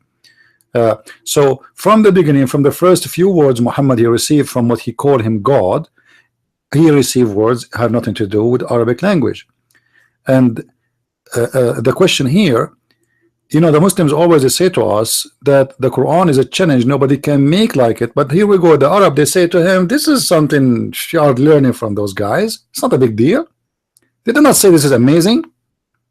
You know, they do not say this is really astonishing. They say this is nothing. You are learning from those guys. We heard this from them before. So what Muhammad was doing, he was listening, he was grasping from this guy, from this guy, from this guy, and everybody give his in his fiction, and then he collect the fictions and he put it in his book. So he heard some from the Jews, he heard some from the Ansara, he heard from this guy, his name is Addas, he heard something from Sutayh. You know, there's many names, they appear in the history of Muhammad, and obviously Muhammad is copying from them. But that's what made Muhammad dangerous, I believe, because these people around him, they clearly didn't believe that he was a prophet, so they kind of didn't pay attention to him, if you know what I mean, until he built his army and started robbing people and killing people. And I think at that time it was too late. So I believe that the people around at that time didn't actually pay much attention to him. They clearly saw this guy just making up stuff, taking it from all different languages or religions, and they didn't pay attention until he managed to build an army of some kind and then start robbing people, and that's how he managed to establish whatever he believed. Yeah, well, are you with me? Yeah, but you know, this is about like the strategy, how it worked. You know, he was lucky actually. He was lucky, but because at his time, there's many things changing around.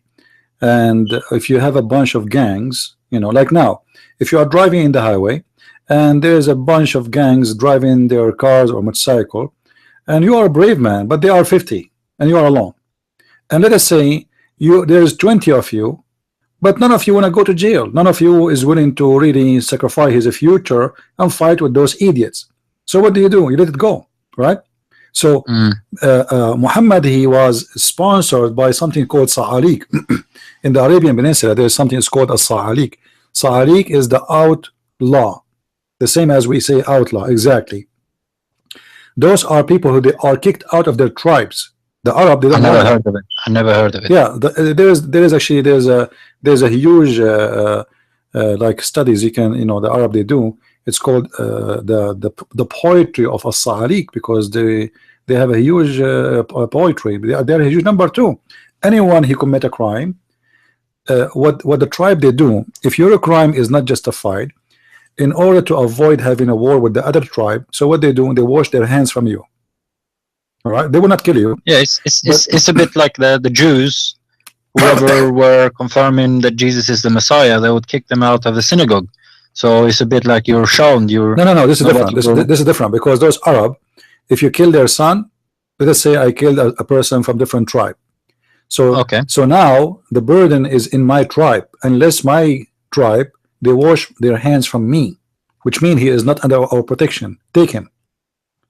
So Okay. Okay. in order to avoid war with the other tribe, they wash their hands from you because obviously your crime is unjustified, and then you have to flee. That's it. You have no protection. They can come to your house and your tribe will be watching them, taking you from there and slaughtering you in front of their eyes. So those are called Sa'alik. They run away for their life, for they are wanted. They are thieves, they are criminals, they are rapists, etc. So in the beginning of Muhammad, he could not find people to sponsor him except criminals.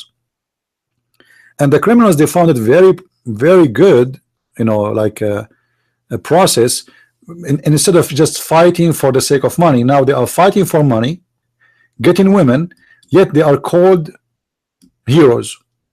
And God, he loved them. So what do you want more? So Muhammad have a better project for them. Instead of being called criminal, now you will be called the companion of the Prophet. Instead of being outlaw, they will be the outlaw, and we will start our community.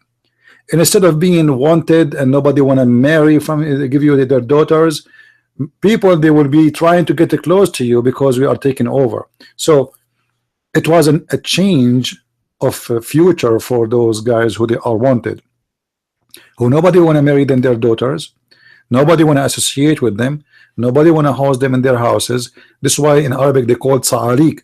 Sa'alik, it means the losers, if we translate the word, you know, the losers. Those are the losers, the waste of the community. So Muhammad, he got the waste of the community, and those are already they are in virus. This is why you see until now many people they convert to Islam in jail. Oh, in UK is mad. Everybody is and what they're doing as well is because the jails have become dangerous. You know, in jail, once you go in jail, it's quite dangerous. I know people who've gone to jail. So the jails is become a dangerous spot. You have to either be part of a gang, otherwise you're going to be beaten up. And what they do is you have the Muslims, basically people are joining them just for the protection, so they don't get beaten up. And that's what's happening. Well, And you know, whatever the excuse, people you know, whoever doing that, obviously he is screwed. You know, I saw the grandson of a Churchill. They asked him why you converted to Islam when you were in jail. He's a scammer. This guy, he is convicted with more than 70 crimes during his lifetime. Most of them they are about fraud. So they asked him why you converted to Islam and you left Islam when you left from jail. He said because of Ramadan. He said that in Ramadan, the government they provide the Muslims better food than the rest. And this guy, he want to enjoy the food, so he converted to Islam, not to protection, as you said, just for the sake of food. Everybody convert for his own reason. So, of course, you know, criminals are criminals anyway. And Islam, it can be a very good investment for criminals because it satisfy your aggression. You like to use violence. CP, especially if you're white, and you know, it's something like if you're like English and you convert and you're able to speak a little bit, oh, you'll become an instant celebrity, right? Muslims, right? And you see all these white girls who have put on a scarf and a head and they go on YouTube. They got thousands of views. Why? Oh, mashallah, new convert to Islam. Oh, look in the West, she mashallah convert and so forth. That's what you got.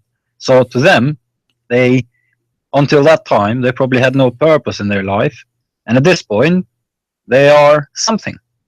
Yeah, and that's what it becomes. So that's why these people are doing this. But actually, a lot of people who convert into Islam, they leave in Islam within a year or something, and that's the biggest problem that Muslims have. You know, really, I don't care who convert to Islam, who leave Islam, who stay as a Muslim. What is important is education, because there's always people they ride the wave. You know, let us say in certain area the majority are Hindus. Then you will see those people, they will become Hindus. They are not. It's not about really converting to religion. It's about taking advantage of a benefit. And there's some, even those who claim to be Christian too, they do the same, you know. Believing in God, if it's about a benefit, then there's no God for them. Those are doing a benefit, and we don't care really for them because they are just the waste of the community, and they are a bunch of liars. Now there is some who convert to Islam, but they are decent, which means they are victims of the lies of Muslims. Of course. And this is what we try to focus in.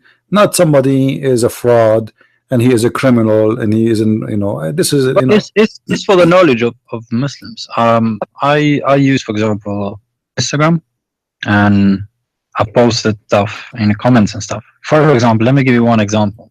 I posted something because they were talking about how women are protected in Islam and so forth.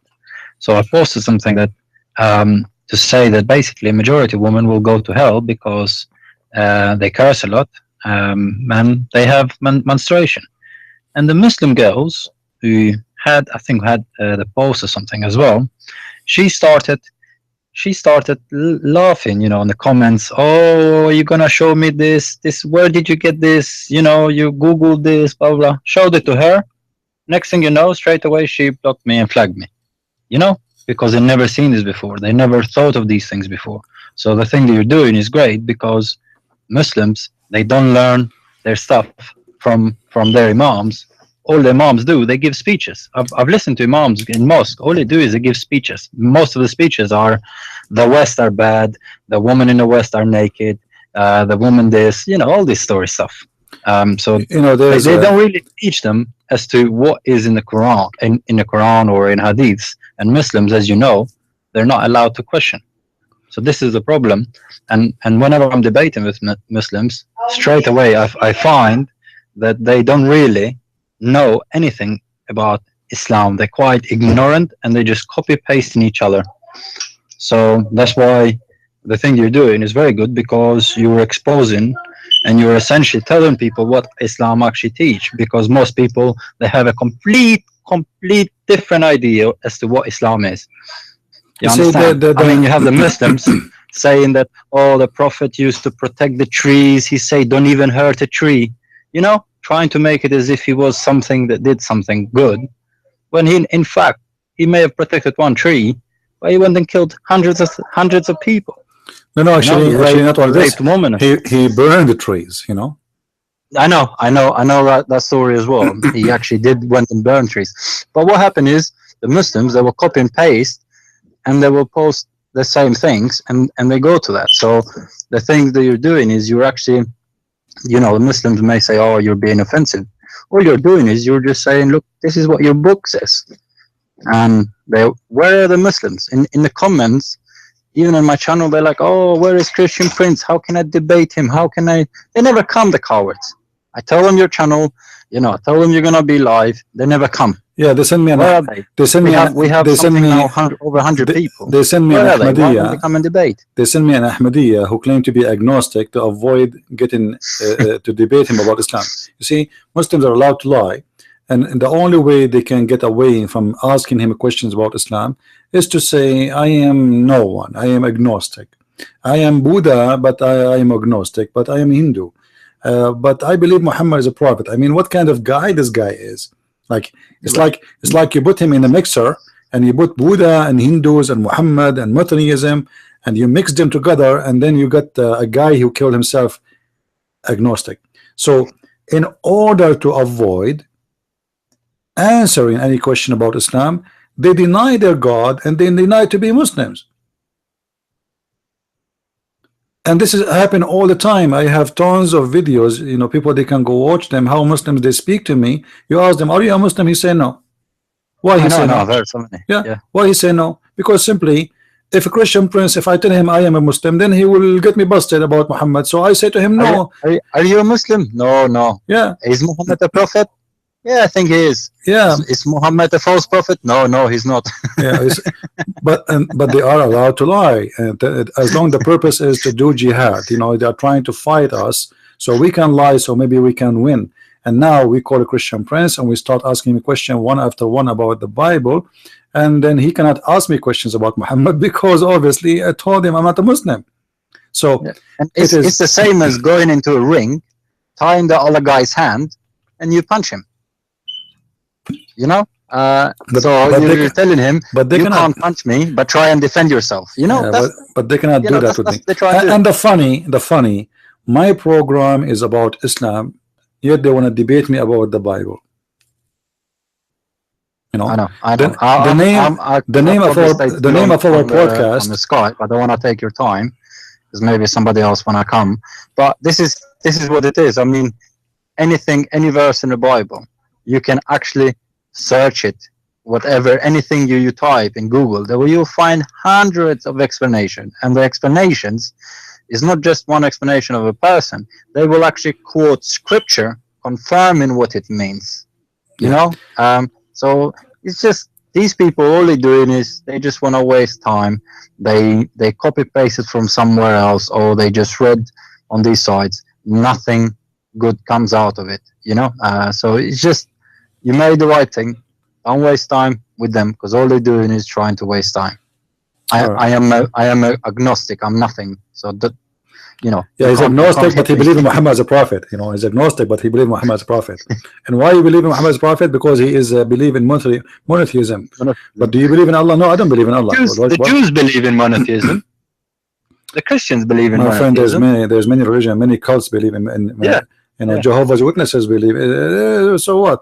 But the funny, they deny their religion in purpose of like they say, accomplishing something. That's what they do. Taqiyya. He is willing to insult his prophet just to cut the way that nobody will ask me a question about him, and that's it. It's over. And now we ask him the first question. Now, how you can explain to me verse, etc.? You know, if I continue with him, trust me, he will quote for me whatever written in that website, one after one.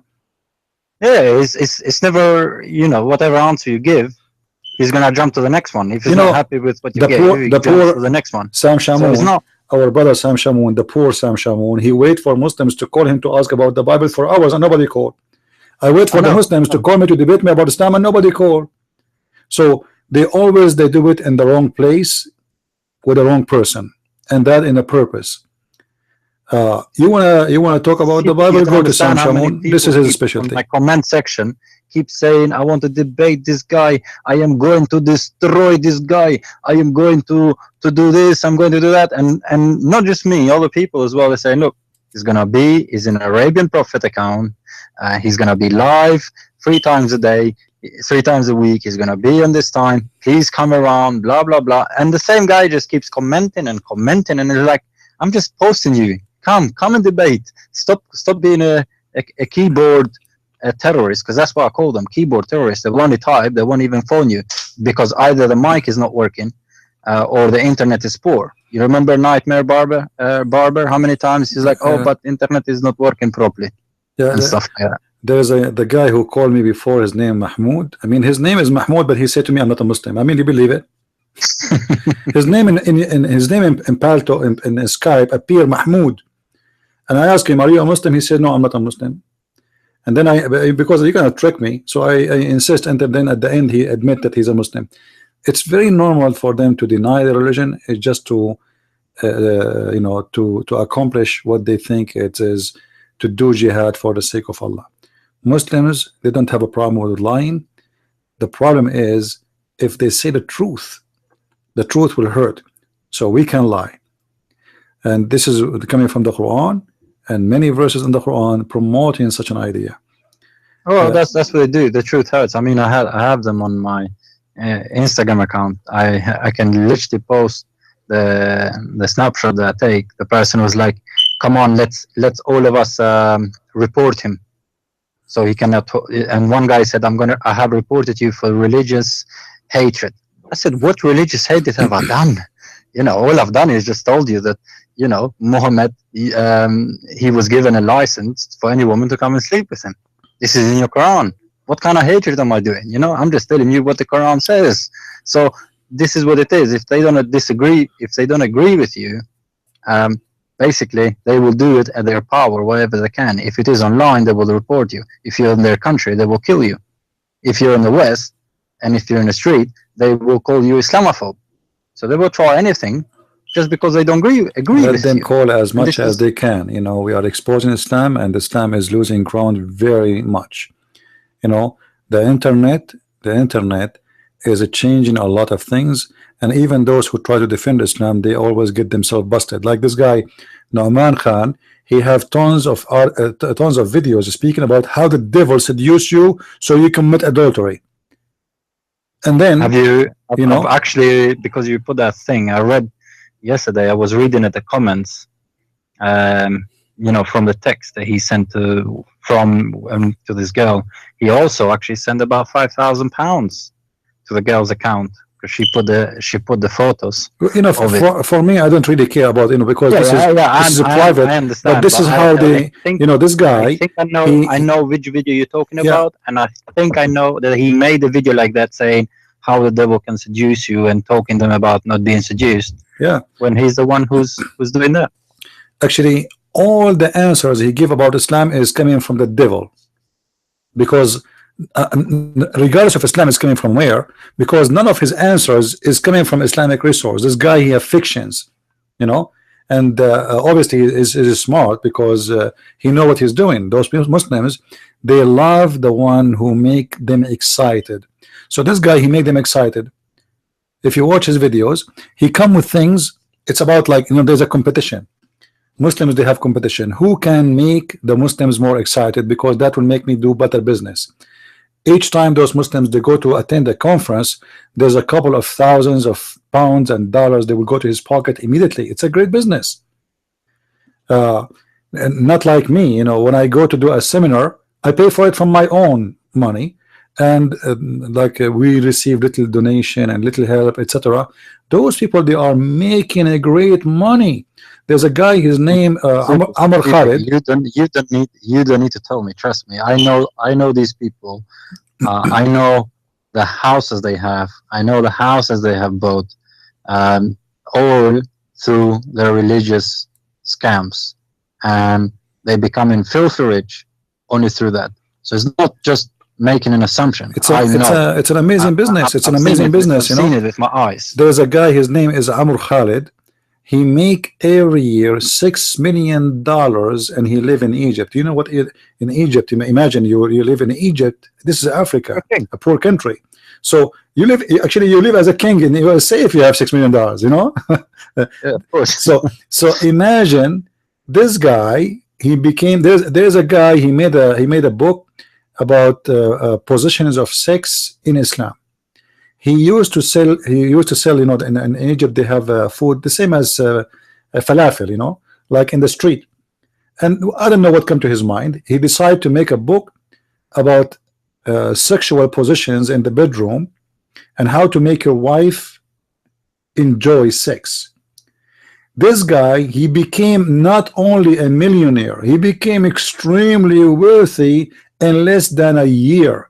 Because every scumbag in Egypt who believe in Allah, he want to buy that book. So they knew exactly what the people they want, what kind of religion it is. So I think there's a misconception, because I really do think that sex in Islam sells a lot more probably than even in the West. sex they sell, you know, not only in Islam. Sex sell everywhere. You know, not only everywhere. Yeah, everywhere. But I mean, I've seen loads of articles written by Muslims complaining that even young girls are reading the book called 50 Shades of Grey, because they're talking about it, and they're saying how everybody they know has read this book. So it just shows that writing a book about sex, it sells everywhere. It doesn't matter from where you are. People will buy it because sex attracts. You know, and prostitution is one of the oldest professions in the world. In the Middle East, once, you know, in the Middle East, our house is different from USA. So like my dad, he owned the whole building. So I go to the roof, because we have like a room. You know, where we sit, and we have flowers, etc. So anyway, so I went in the roof, and the roof is concrete there, not like in USA. So I was looking, everybody in the roof changing the direction of the dish. what happened? I mean, what happened? I look at the neighbor in the right. I know what you're talking The about. labor because are I in used the, and to- the, I used everybody to is a have change those in the dishes neighbor. before. You know, yeah, everybody is working his dish. So I went downstairs to see is our dish is working. You know, because look like something wrong. Maybe the satellite is. You know, so no, it's working. There's nothing wrong. And then I did not think about it. And then I went in the street. And then I start seeing, you know, like a bunch of guys in our age from the school, Muslims, Christians, etc. So the guy who is, you know, he was fixing the dish, who is our neighbor, not far away. I can see him from the roof. So I told him, "What's wrong with your dish?" He said, "Nothing wrong, but you know, those idiots, they changed the porn channels satellite." They go into German channels. Yeah, they changed the satellite, so now everybody changing the direction of the satellite. You know, everybody. You know, like the satellite have no porn no more. So what? Why would everybody? And number one reasons for those people to buy satellite is to see beautiful women. That's it. This That's is it. why. That's all it was. Yeah, if you go in Egypt, you know, and you have let us say a Turkish series, you know, Turkish, they are very much doing a great business in this industry.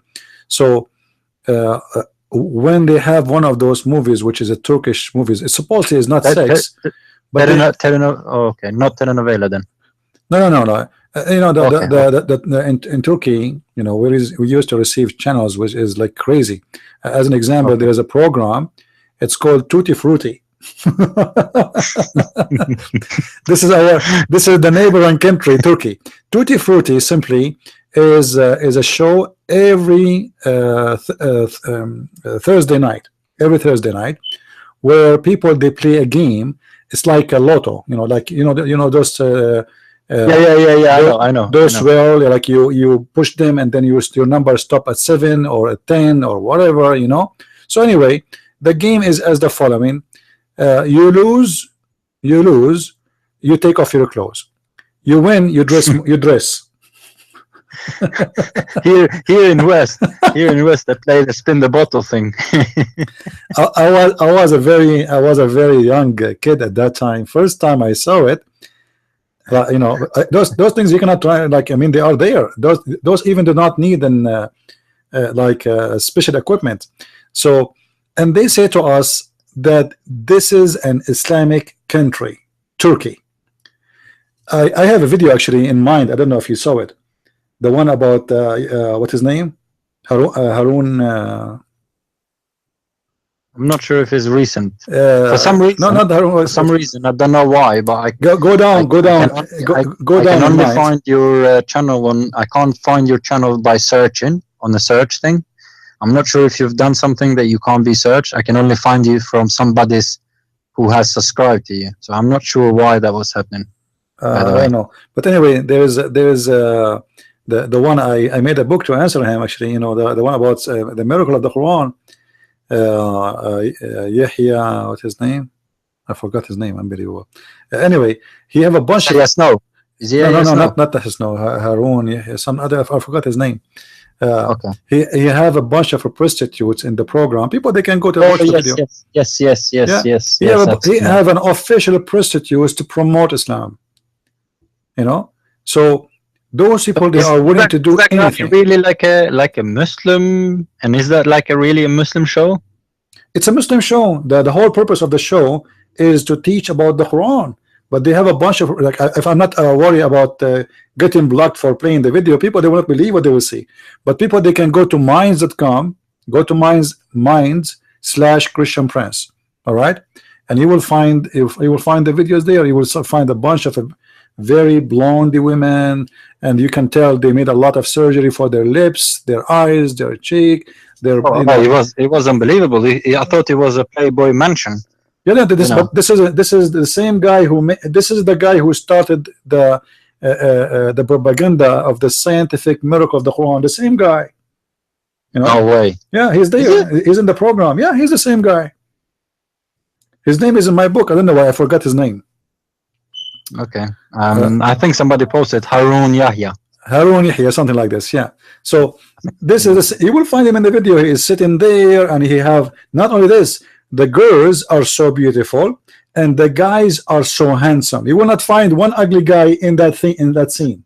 You know. Does that remind you of anything? Yeah, but you know, why? Because simply. Doesn't that remind you of Turkish telenovelas and Spanish telenovelas where they have all these good-looking people on the actors? You know, they all of them are good-looking. Whether it's the guy or the girl, they're always good-looking. It's a scam. You know, when you see everybody, like imagine you go to a church, and then in the church there's nobody there. He have the wrong nose. I mean, that doesn't make sense. Obviously, this is a setup. So everybody looks so good. The guys are so good looking. The women's are so good looking to the point you can tell it's fake. The lips is done. The eyes is done. The breast is. I mean, and the clothes. This is an Islamic show. Not a single one of them wearing hijab. No, when I saw it, I was shocked. I didn't believe actually that guy is the one who invented this so-called you know, the Quran, because I'm bad with names, by the way. When it comes to names, I'm really bad. So I was confused. Yeah. How could it be possible? I'm so confused. How is it possible that this guy is the one who came with that by putting those women there half naked, with all those surgery lips and surgery boobs, and you can easily tell. I mean, you can easily tell that I don't like to use the word, but they looked like prostitutes. They are. I really don't like to use the word. They don't look prostitute. They are a prostitute. Trust me. Well, they are. I didn't want to say that. I didn't want to say that in case it sound offensive, but that's what they looked. So they are. Yeah, it's unbelievable that is that guy. All right, CP, because I've taken your time too much. God bless you. Thank you, my friend. Thank you. I hope there is a Muslim who will actually come and just ask normal questions, and they will admit they are Muslims as well. Yeah, all right. Thank you very much. Thank you. Thank you. Well, if there is any Muslim would like to call us, feel free. I think the sound today is better, right? Your Skype is more clear, correct, guys? I just bought some equipment so I can link the sound directly to go through. You know, this is why it's more clear. Do we have any Muslim would like to call me? Any Muslim?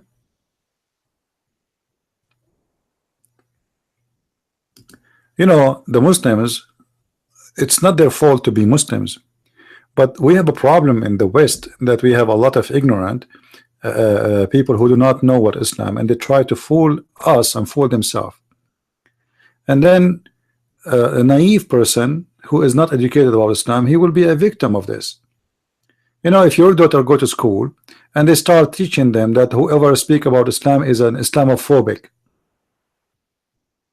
your daughter will believe in that. I mean, why you are talking about Islam? Why you are saying, you know, you obviously look like you are spreading hate. So we have a problem that in the West there is many, they are trying to demonize anyone who speak against Islam. The Muslim, they can call us false. They can speak against our Bible. They can make fun of our Bible. Nobody in the world post against Christianity as Muslim. They do every day, and nobody says the Muslims have a Christophobia. Not even one. Atheists insulting Christianity, making fun of Jesus. They have TV shows. Nobody say they are phobia. Hollywood movies saying the F word. I mean, you cannot make a movie without insulting. Nobody says they have a phobia. But we answer the Muslims insulting us, we have a phobia. And then when they fool us, they say, okay, you know what? Muslim women, they are wearing hijab and they are wearing the flag of USA. And supposedly now we will believe that Muslims, they can be a good American citizen. But can you sponsor such a thing based on the Quran? Can a Muslim show me that he can be really a true American based on the teaching of the Quran? I challenge you.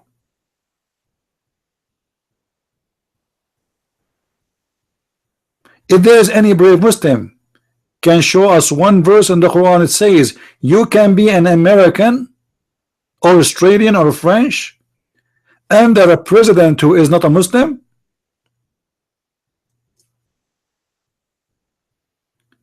The Quran says it clearly in chapter 5 verse number 51 as an example, not necessarily, not limited to anyone he take the Christians and the Jews as a friends, he is one of them and he is unjust. As simple as that.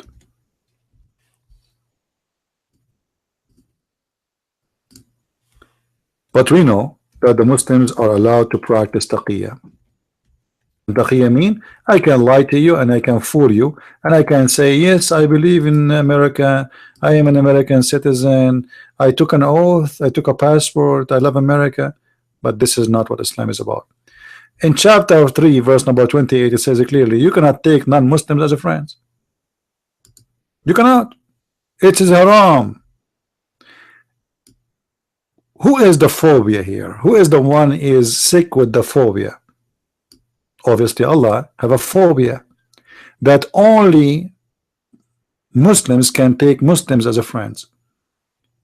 Let not the believers take a friend from the unbelievers. Who is the one is saying that if I am a Christian and I say to you, hey Christian, we should take only someone as a Christian as a friend? They will say to me, oh, those Christians are hateful, they are discriminating non-Christians. But Muslims, they say that in their Quran and they follow it, nobody speak against it. Even the Quran says it clearly that whoever try to do that is an apostate. Is Muwatta Malik more authentic than Bukhari? No, Muwatta Malik is not authentic more than a Bukhari, but it is authentic too. Bukhari is the highest, then Sahih Muslim. But is Muwatta Malik but you know, Muwatta Malik is most about let us say rules.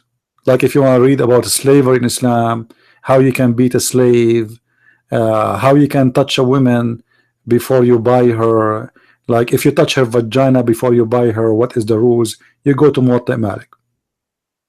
So Muwatta Malik is a collection of hadith, but there is rules which is explained by the hadith. All right. Khawarij are real Muslims. There's nothing is called Khawarij. You see, Islam is a propaganda religion. If you agree with me, you are fine. If you don't, I call you names. You know what I mean?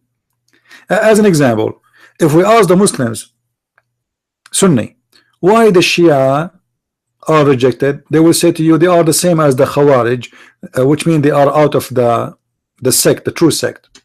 All right. Aisha, is she from the true sect? They will say yes, she is the mother of the believers. Okay. When Aisha, she took an army and she attacked the cousin of Muhammad, Ali, and he is supposedly married to his daughter, was she doing the wrong or the right thing? Nobody dared to say she was doing wrong.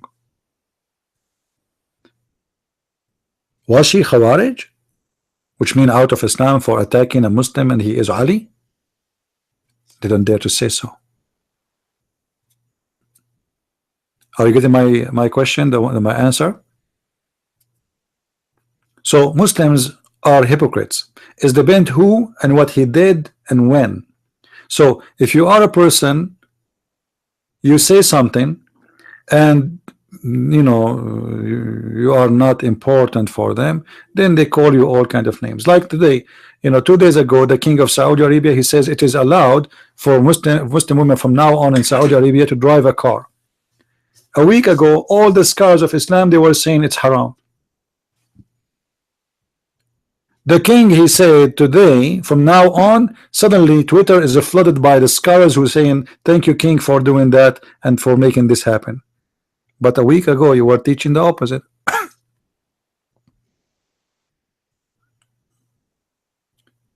This is a religion of hypocrisy. If you are the king, if you have the authority, they follow. It doesn't matter what you say. It doesn't matter. You know, let me give you an example. Al-Qaddafi was a king, president, but he's a king, you know, he's the dictator. When Al-Qaddafi was there, I mean, who dare to say Al-Qaddafi is a kafir? Al-Qaddafi, he made a book, it's called the Green Book, and he make it more important than the Quran. It's a must for everybody to study the Green Book to pass high school. It's important for everybody to pass university to take exam in the Green Book. Imagine the Green Book, not in the Quran. And nobody dare to say Al-Qaddafi is a kafir. America came, Italy came, France came, and they killed Al-Qaddafi. Al-Qaddafi overnight became a kafir. Criminal, disgusting, corrupt. You know, this is the Muslims. Same as Saddam Hussein. When Saddam Hussein in office, they are like goats. Who dare to say no? He is the hero of the Arab. He is the hero of Islam. Blah blah blah blah blah blah blah blah blah. Then the American came. Suddenly the Iraqi, they are beating his statues with shoes. This is a nation of hypocrisy. Everything is possible. Depend who is the weak and who is the strong. Saudi Arabia, Emirat, Bahrain, they are kissing the shoes of a Trump. But if America is Burma, I mean, why the Arab they are coming to America every day kissing the shoes of a Trump? Did you ask yourself? Why they don't go and kiss the shoes of the president of Burma or the president of Somalia? Because he's not important. He is not powerful. They have obsession with power, and the second you are powerful, it is the same second you became their God. You see, the Muslim, they say we believe in Allah. The fact they believe in the kings who they rule them and the money. The Muslim, they worship one paper, not the paper of the Quran, is the green paper of the dollar. Money. Right now in the Middle East, there's a big fight between Qatar and Saudi Arabia. Qatar from one side and Turkey, and then Saudi Arabia, Emirat, Bahrain, Egypt from one side. And the nation, or let us say those nations, are divided very much. But you will see whoever support Qatar is only those who live in Qatar, and whoever supports Saudi Arabia is only those who live in Saudi Arabia. There's no way everybody have the same opinion. Have you ever heard of a country there's no atheist in it? Welcome to the Middle East. Have you ever heard of a country there's no gays in it? Welcome to Arabia. Have you ever heard of in a country everybody praising one guy, his name is Muhammad, nobody don't like him, the whole country? Because this is a religion based on fear. Muhammad, he said that if you're Amir, which means your ruler, even if he beat your back and he steal your money, you have to obey him.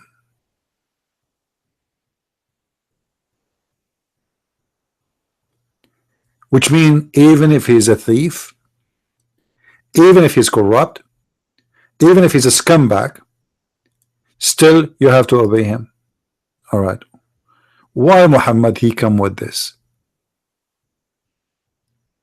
Because he wanted the people to obey him. He is not thinking about the ones who will come after him, because he was talking about emirs who he hired them to be presenting him. You know, he's extending, he opening branches in cities, he's taking over towns.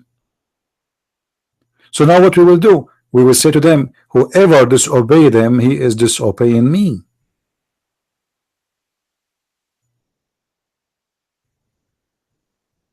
You see, Muhammad, he said, وَمَنْ أَطَاعَنِي فَقَدْ أَطَاعَ اللَّهِ. Whoever obey me, he obey Allah. Let me find you the hadith. Let us see.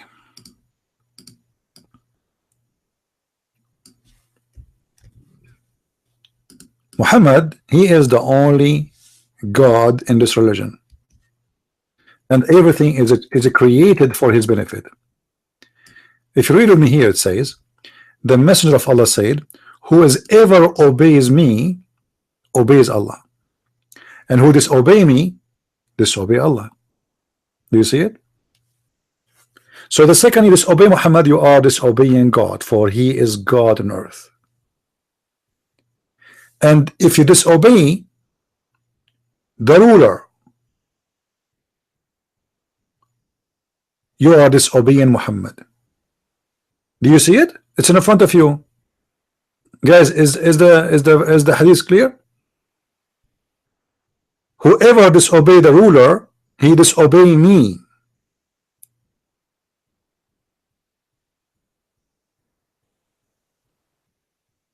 So Muslims, they've been ordered that they cannot disobey the ruler. Now this hadith is activated in Saudi Arabia, but this hadith is ignored by the Saudi in Syria. You know what I mean? Look how hypocrite they are. The same sheikh who quote for you this hadith to obey the king of Saudi Arabia is the same sheikh he asked you to go and do jihad in Syria. The same person. Muslims didn't have religions. Muslims, they are a mix of corruption.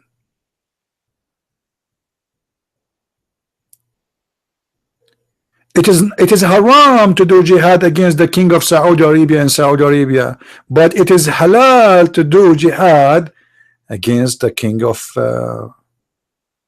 or against the Qaddafi or the Assad. But the hadith says it clearly, you cannot do that.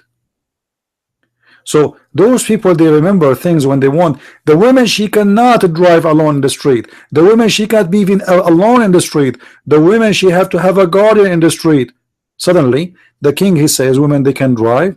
All the scholars, except those who they want to go to jail, they said, thank you, king, this is the right thing.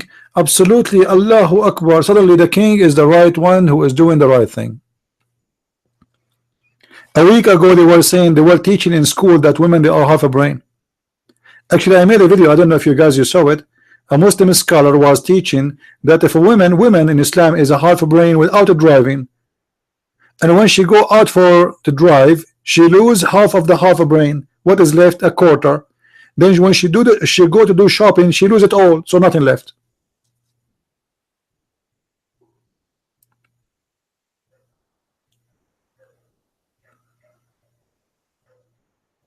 So there's no value in this religion. It's based on fear.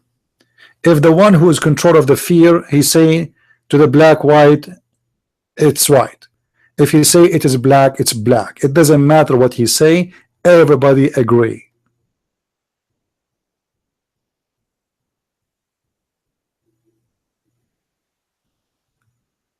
You know, once somebody, he told me, okay, you the Muslims are corrupt and bad. How come we don't see a president he go to jail? Like in Israel, we see a president he go to jail. I say, my friend, because there's a freedom. This country have a freedom and have a real police, and they have a real FBI. When somebody commit a crime, they get him. There's nobody above the law, even if he's a president. In your Islamic countries, everybody practice as you see. Do you see what your prophet he said?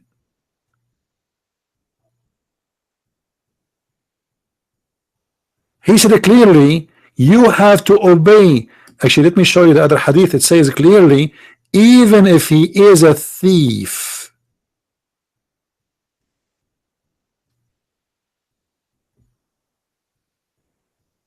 even if he is a thief, even if he beat your back, you have to obey him. So this is why you see those countries, they will never have an advanced future. You see, they show you Emirat, and people, they see the shiny image of Emirat. Emirat is what Emirat because of the foreigners. The percentage of local to foreigners in Emirat is almost 300 to 1. But if you ever mess with the family of the prince, you will disappear in Emirat, even if you are an American. For sure, they will not say we arrested you, but suddenly you will disappear.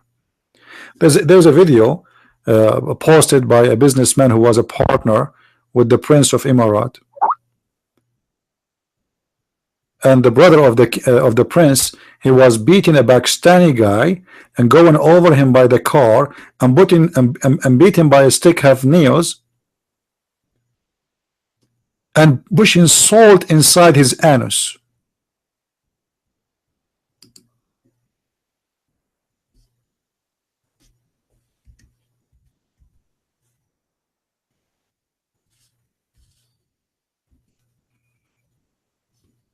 This is Emirat.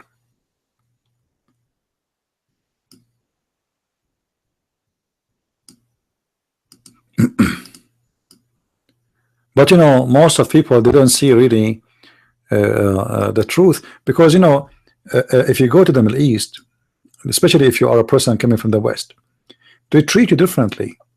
You see, if I am an Indian coming from India and my passport is an Indian, they treat me like garbage. This is the truth.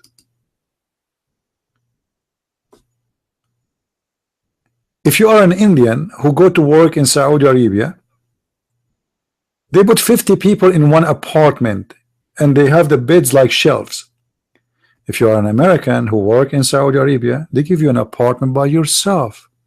Even the company will provide you a car. You will have your own bedroom, your own living room, your own, you will have a driver even. But if you are a guy coming from Indonesia, even though you are a Muslim,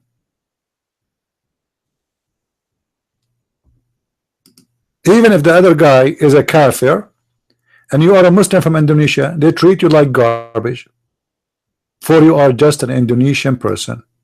This is the truth.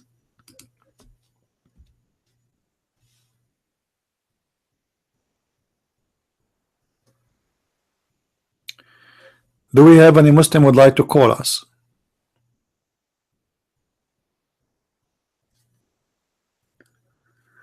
Yeah, somebody's the person is saying to me in Muwatta Malik, it says don't kill children. My friend, children in Islam is people who they have no hair around their Gentile. So don't go by what they're saying. First understand what they're saying. Do you remember the story of Bani Qurayza?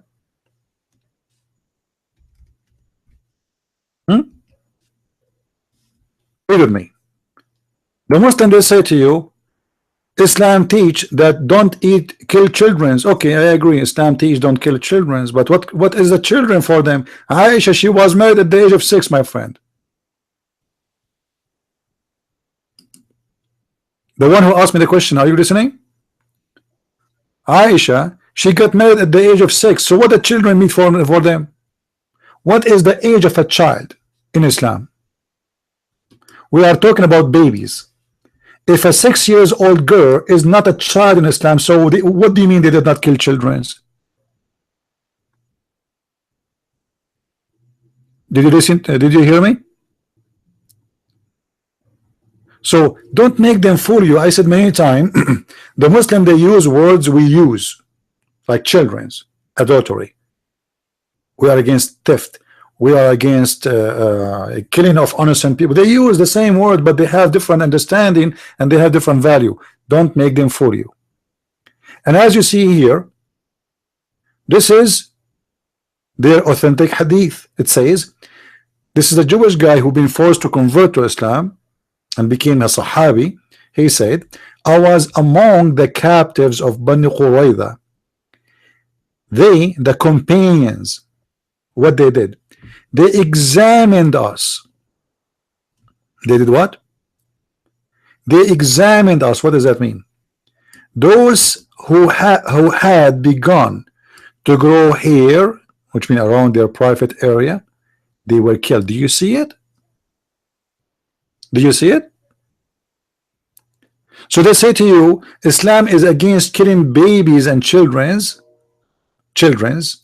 as you said, but they will not tell you that children in Islam is someone is less than 5 years old, because you know we as a Middle Eastern we start having hair in a very early age. We are hairy. We are very hairy. We are not like Zakir Naik. He have hard time to grow a beard. If I don't shave from the morning to afternoon, I have a long hair in my face. You believe it or not? Every day I have to shave, but I don't shave the whole. You know, because my beard is long. I have like 20 foot. I have insurance on it. So don't make the Muslims fool you with their statements. We are against killing women. What about the woman who was killed just because she is laughing? What about the women Muhammad he ordered to kill when he entered Mecca? What women? There was a woman. There's a woman, a Jewish woman. When they were slaughtering her tribe, she went crazy. She lost her mind because her family is slaughtered in front of her eyes. So she started laughing from pain. From what? From pain.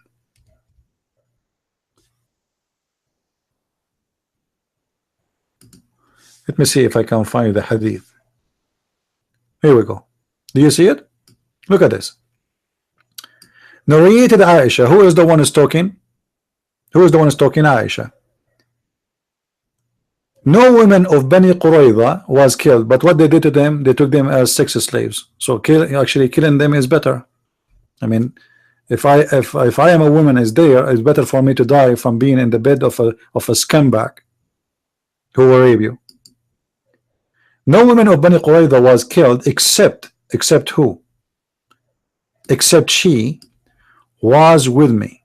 There's a woman, she was next to Aisha, talking and laughing on her back, and Billy, which means extremely, while the messenger of Allah was killing her people.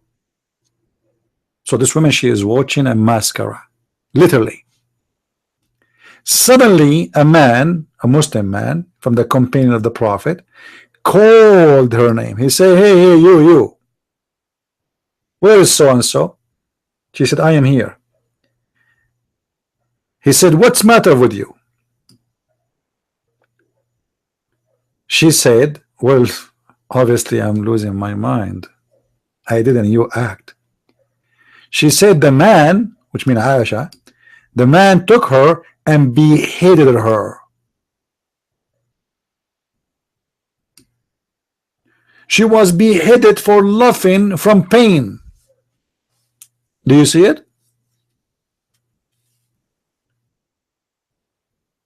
But they say to you, we don't kill women. I mean, is that a reason to kill a woman because she is laughing because you are slaughtering her family? You are slaughtering her family,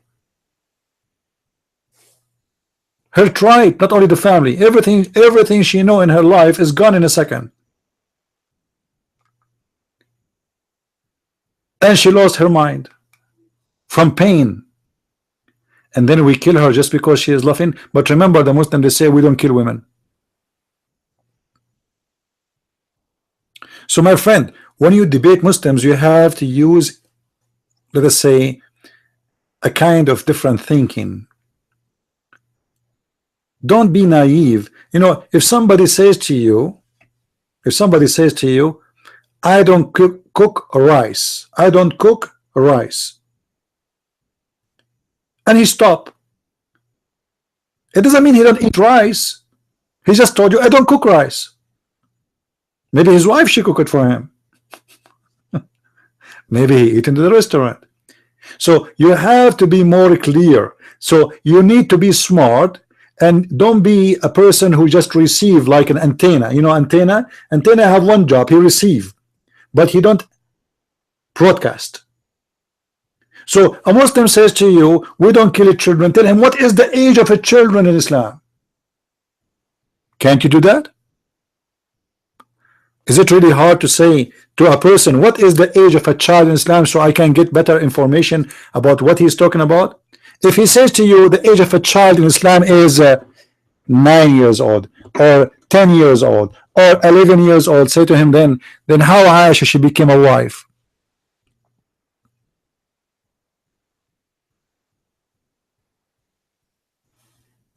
You know what I mean? You want me to zoom more? I mean, how more I can zoom? This is very close.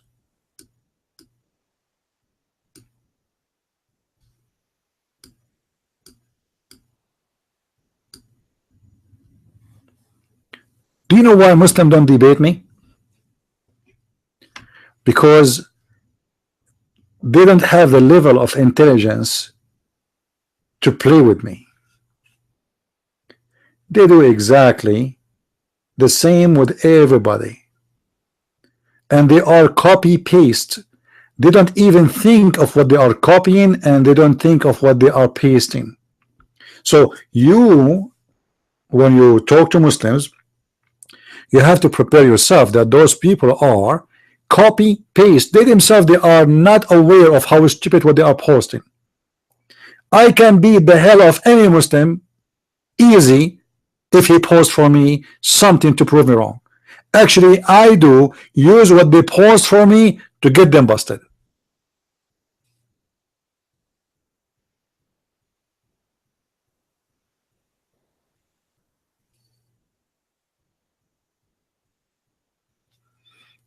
No, we are not using the system of zooming by text. You know, I have a different software, guys. All the software I have is this is supposedly an professional software. Cost good money. So don't tell me you cannot see it still. I mean, what, are you blind? If you are watching in the phone, make the screen full screen. If you are watching the phone, otherwise if you are watching a computer, it's going to be really big and very clear.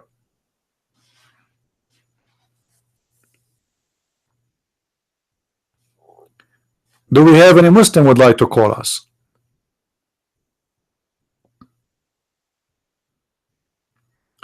So Muslims, we said many times, Muslim, they say to us we are against adultery, but ask them, what is adultery in Islam?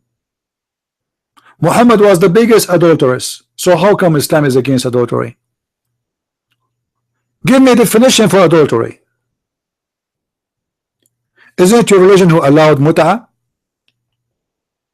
1 day, 2 days, 6 deal? Isn't it your religion who allowed you to kidnap women, and half of the women in the house of Muhammad, they were kidnapped from their husbands? What do you mean adultery is haram in Islam? When a Muslim, he says to you, we believe in the Holy Spirit, ask him, what is the Holy Spirit? Because the Holy Spirit have different meaning. When they say to you, we believe in Jesus, ask him, who is Jesus? Because they have different Jesus. When they say to you, believe in God, ask him, who is God you want to believe in? Because they have different God. So don't be a foolish and take what they say for granted just because they're saying they use the same word you use.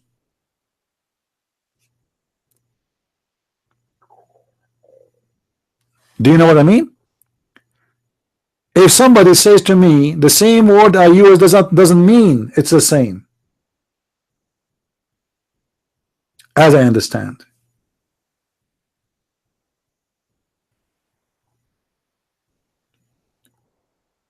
So you have to be careful.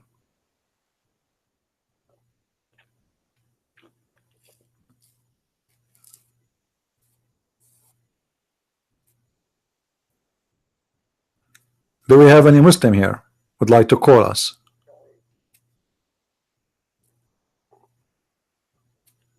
You know, debating a Muslim is like playing playing chess with somebody, his hands is tied behind him, and then he says to you, you move for me the next move, because he's afraid to make a move and he lose.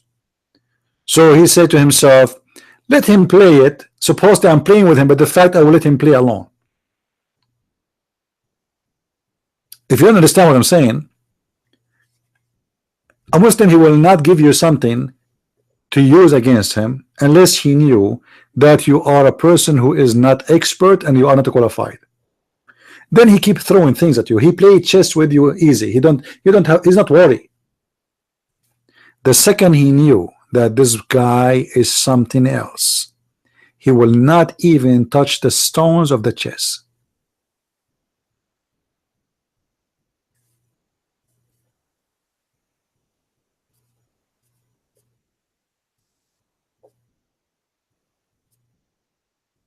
Any Abdul? Who is a beautiful Muslim would like to call me? Anyone?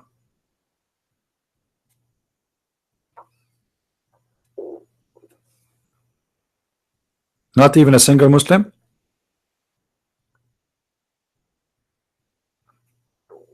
You know, once a Muslim, he says to me, oh hey, you know, you hate the Jews, don't you? I said no. He said, what, you don't hate the Jews? I said no. He said, what do you mean you don't hate the Jews? Isn't the Jews, they killed Jesus? I said, did they? Look how hypocrite they are. They debate us for years and years and years to prove to us that Jesus was not killed by the Jews. But now because he want me to hate the Jews, so then they kill Jesus. Suddenly Jesus is killed by the Jews.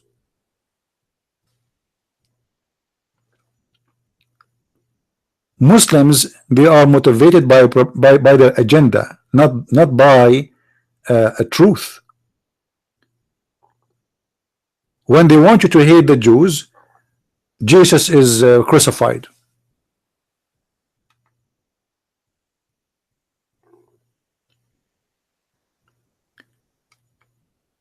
The Shia, they are saying a lot of lies about the Christians, but when they meet Putin, they start praising the gospel and they start saying amazing things about the Christians, because Putin, the king, he make them like cats, hypocrites.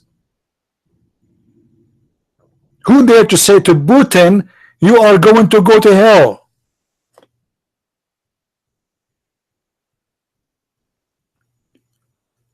When the Russian, they placed the biggest Christmas tree ever in Syria, the Shia, Hezbollah, every Muslims, he was saying, so beautiful, it's so beautiful, we are so happy to see our friends, the Christians, are celebrating Christmas.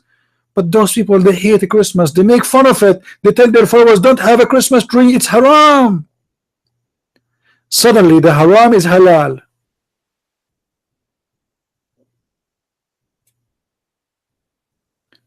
And not only the haram is halal, the Orthodox Russian, they brought like 13 bishop and like 70 priests, and they doing the service everywhere. And suddenly no Muslim dare to say this is haram. Allahu Akbar. Hypocrites. The same as the Sunni is the bent. This religion, my friend, focus always on the strong one.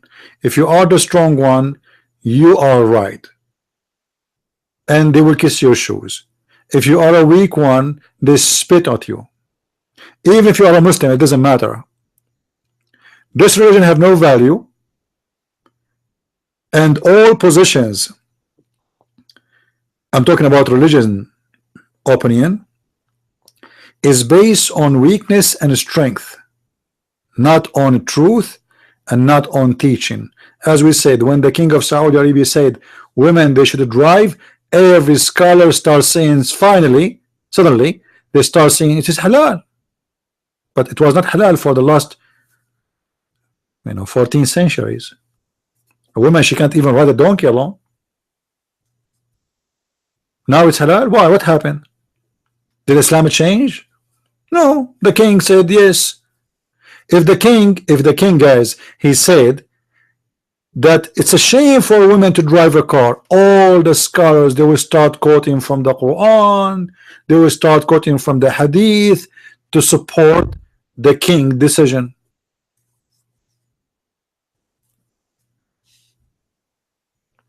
Right?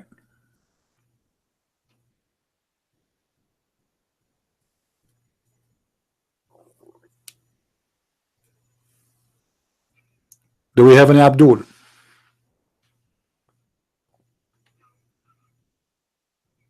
And it's funny, they allowed the women to drive, but the man, he is in control of the keys of the car.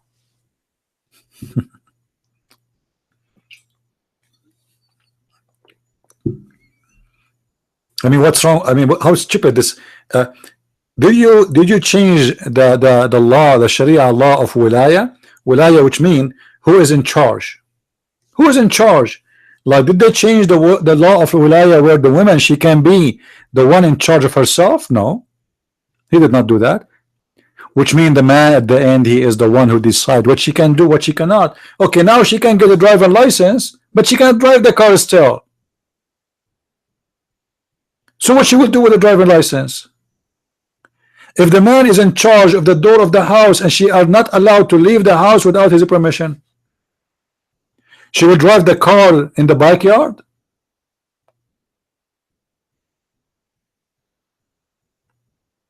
No, I saw there's many Muslims, guys. You see, Muslims are many kind. Depend in the country.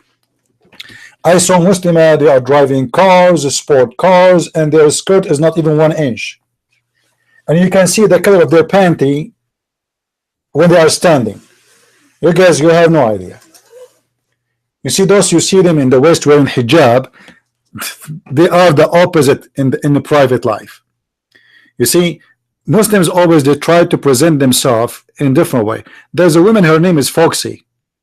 I have her video in my Facebook page. The one is called Islam for Dummies. Go and watch it. She explained to you exactly how Muslim women in the West, they behave, how they stay virgins.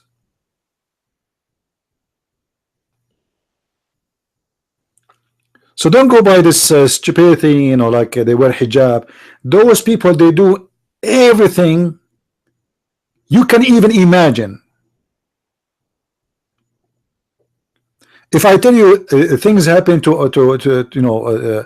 during my like early age when I was in school and university, you will not believe it.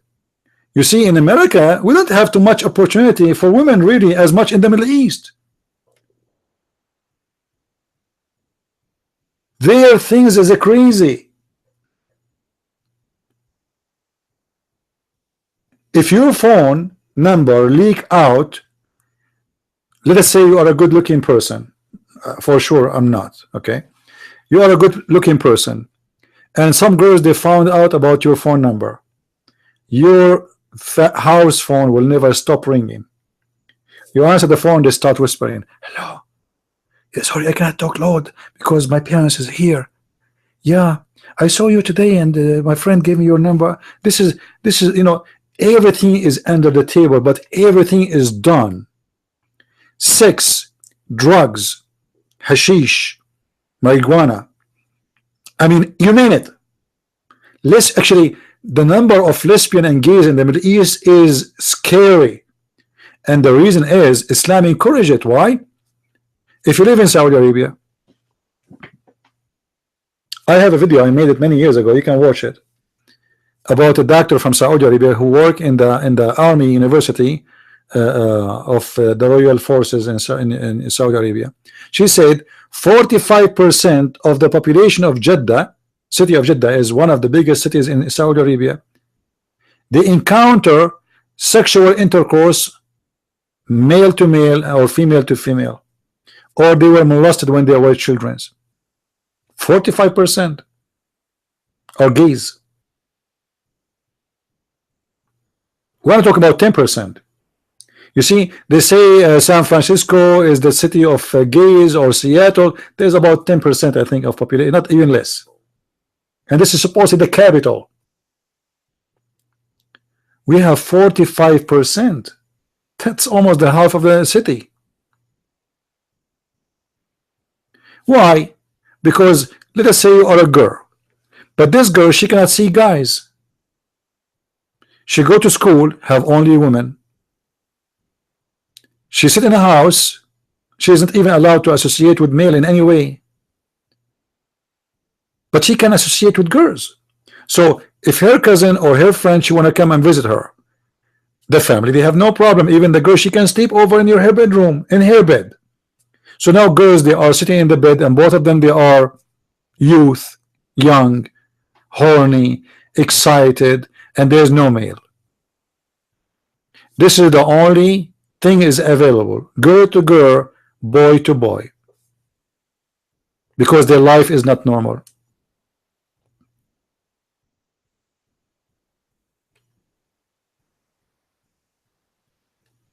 And when life is not normal, everything will turn to be not normal.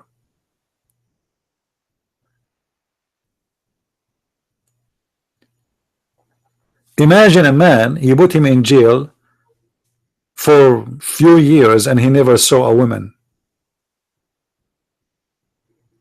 and then you say to him, I want to put you with the women.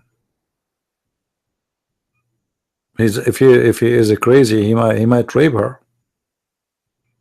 He might not control himself. This guy, he messed women. He never saw women for a long time. And this is exactly happened to Muslims when they take a chance to see a woman alone in the street. They go crazy.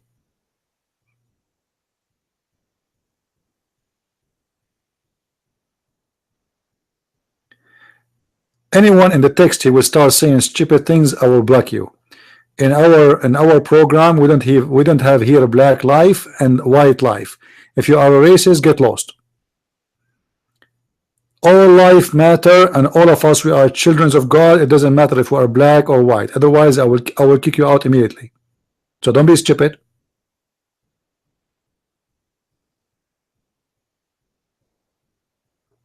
It's a warning.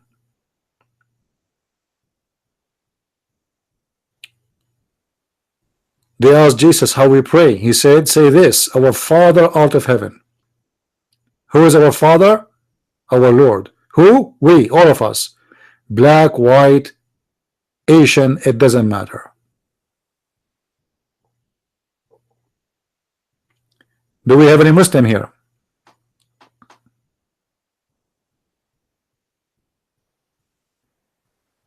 Well, I don't blame the Muslims for doing rape. I blame the stupid governments of Europe, because the punishment of rape is nothing.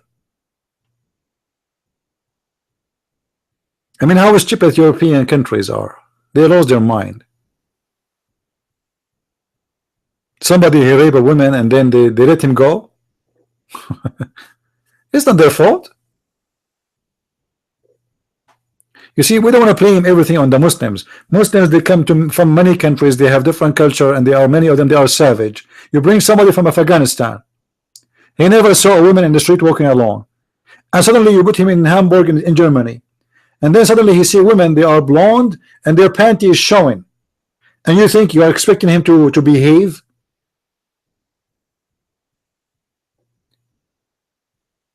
European, they have mental illness. It's not the Afghani guy who have mental illness. He is coming from a culture who rape is not as normal for them. He is coming from a culture where if they see a woman wearing short skirt, it means she is a whore. Anyway, I think we have a missed call. All right, let us take the call.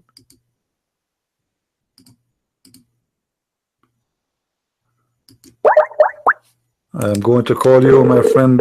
Call. Sorry, I missed your call.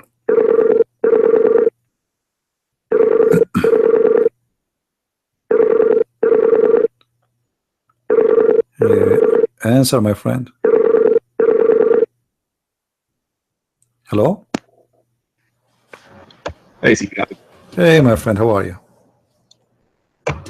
I'm fine. I'm fine. I'm fine. I wasn't expecting you to come on today. Actually, Jibril came to me and he squeezed me 3 times, and I told him, stop touching me, I'm not a gay. So you know, but it looked like by squeezing me he was able to activate my energy, so I decided to open. Yeah. It's extreme. I mean, I mean, until now I could not find a Muslim to answer and tell us why the angel he squeezed him. No, and I don't either. I don't know either. You see, because what happened before squeezing and after, nothing changed. Muhammad, he wasn't able to read before, and he is unable to read after. Muhammad is unable to understand before, and he is unable to understand after. Muhammad is the same as Muhammad before and after. So why he squeeze him? Yeah, what's the point? Yeah. You know, moreover, but if Jibril was on a divine mission from the one God himself, you would think that he should be able to make a miracle to make Muhammad read if reading was necessary to complete it. Well, you know what? I think the God of Islam, he can do miracles, but because Muhammad was so stupid, it doesn't work. His power was not working. You know, like imagine you have a frog and you are trying to make him a prince, as we see in the movies. Those all happen only in fairy tales. So this God, he was trying to make a frog a prophet. So he keeps saying to him, read. Actually, I challenge any Muslim to tell me why in the world he says to him, read. Yeah. Why? But they can't even agree that that's what he said, can they? Why he says that to him? I mean, why? Okay, forget about touching. Why he said read? I mean, the guy, if he cannot read, do Allah knows that this guy do not know how to read? The Muslim, they start they try to be smart. They say to me, no, the word iqra mean repeat. I said, okay, why Muhammad can't repeat? He just did. The guy, he said to him read, he said to him read what? He just did it. He just repeat. So it can't be repeat. And then they said to me, okay, I think it's mean recite. I said, but recite is about something you have in your memory. Yeah. And obviously, he also said he couldn't do it. Yeah. And so why the angel keep squeezing him then if he is reciting already? Because he just said to him, I can't recite. And if Muhammad can't recite, so he recited the verse to his wife when he went home. How? He couldn't recite. He can't recite. Have you ever heard of somebody? I mean, this religion is really mad. Yeah, very much so. Very much so. And we being society in general are in quite a bad place on religious and philosophical issues like this. I was just talking to a guy yesterday, and he says to me, well, Islam is just as, I think he said it's just as peaceful as Christianity, or did he say it from the other direction, that Christianity was just as violent as Islam, which clearly when anybody says something like that, it just tells me that they haven't read anything about either one of them. Shouldn't we ask him, okay, can you tell me how many people Jesus killed? Well, he couldn't have told me how many people Muhammad killed. I mean, here on the net in these types of discussion rooms, we're, even the ignorant of us, we're voiced in religion. We know the basics. Well, the basic things that get said, I'll put it like that. The lay people, that you see walking to and fro and about, they don't know anything. They don't really know who Jesus is. They don't know who Muhammad was. They don't know what Islam is. I mean, common Muslims don't know what Islam is. So that's a bad example. Do you know what the name of our podcast today? What is the name of our podcast? Who is Allah? Until now, I'm waiting. Hang on a second, CP. Hold on a second, CP. All right. Come back, please, sir. Come back, please, sir. Tomorrow. Fine. All right. I know it's too late to see. I was just checking on you. Yeah, sorry about that. You there? It's all right. Customers come first. Yeah, that wasn't the customer though. I was afraid it might be Jibril. and he would start squeezing you. I mean, that would be, and that would be fun if he can open the camera and show us how the Jibreel is. But the most funny story about Jibreel is when he come and he sit in the corner of the room. I would love. I don't remember that one. Yeah, according to the story's reference, Jibreel, before he starts squeezing Muhammad, he used to come and sit in the corner of his bedroom. But he didn't Your talk. voice is getting really low. My voice getting loud? Yeah, that's good. There, that's good. I know, I'm just using the same. Anyway, so he used to come and sit in his bedroom, but he didn't talk. So Muhammad, he told his wife, I see someone in the corner. So Khadija, she said to him, well, next time my cousin, you know, let me know when you see him. So he saw him, so he told her he's there. And Khadija, she cannot see him, but now she want to be sure if what he see is the devil or this is an angel. So she asked him to sit in the left leg, and he sat. Then she asked him to move to the right leg. He did. And each time he moved, she asked him, do you see him still? He said yes. Then she asked him to sit in the top of her, and she asked him, do you see him still? He said yes. Then she lay down when he is in the top of her, and she started taking off her clothes. And then she said to him, do you see him? He said no. She said, glory to Allah, must be an angel. And if you ask the Muslims how she knew he's an angel, they will say, well, if he is, obviously, come on, if he is a devil, he would love to watch porn.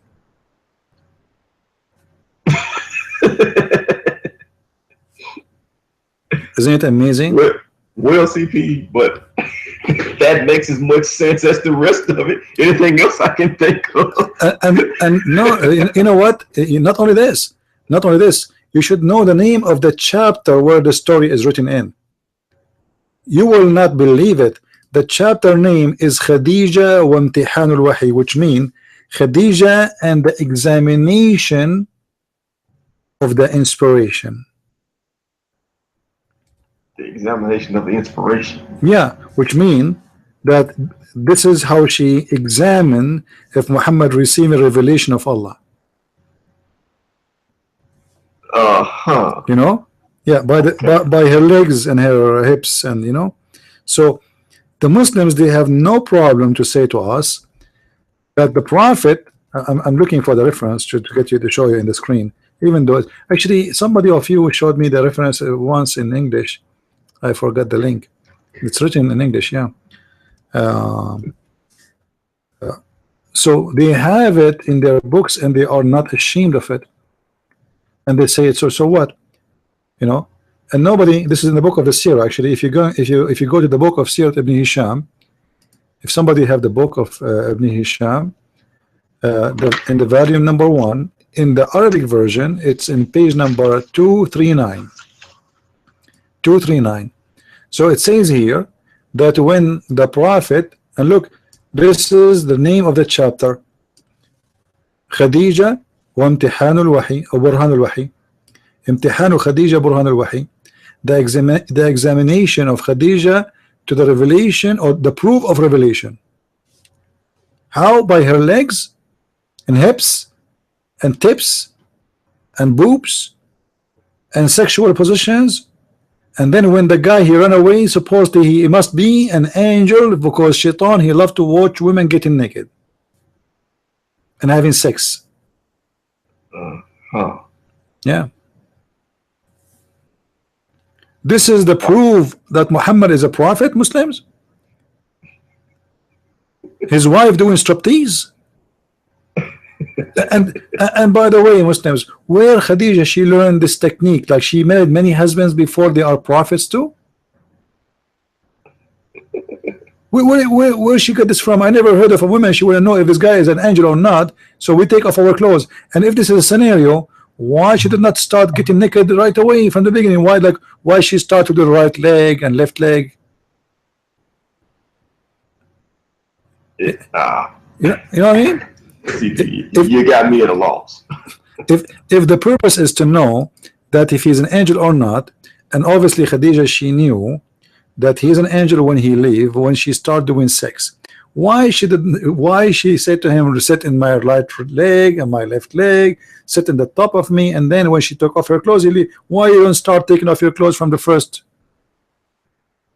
to examine him?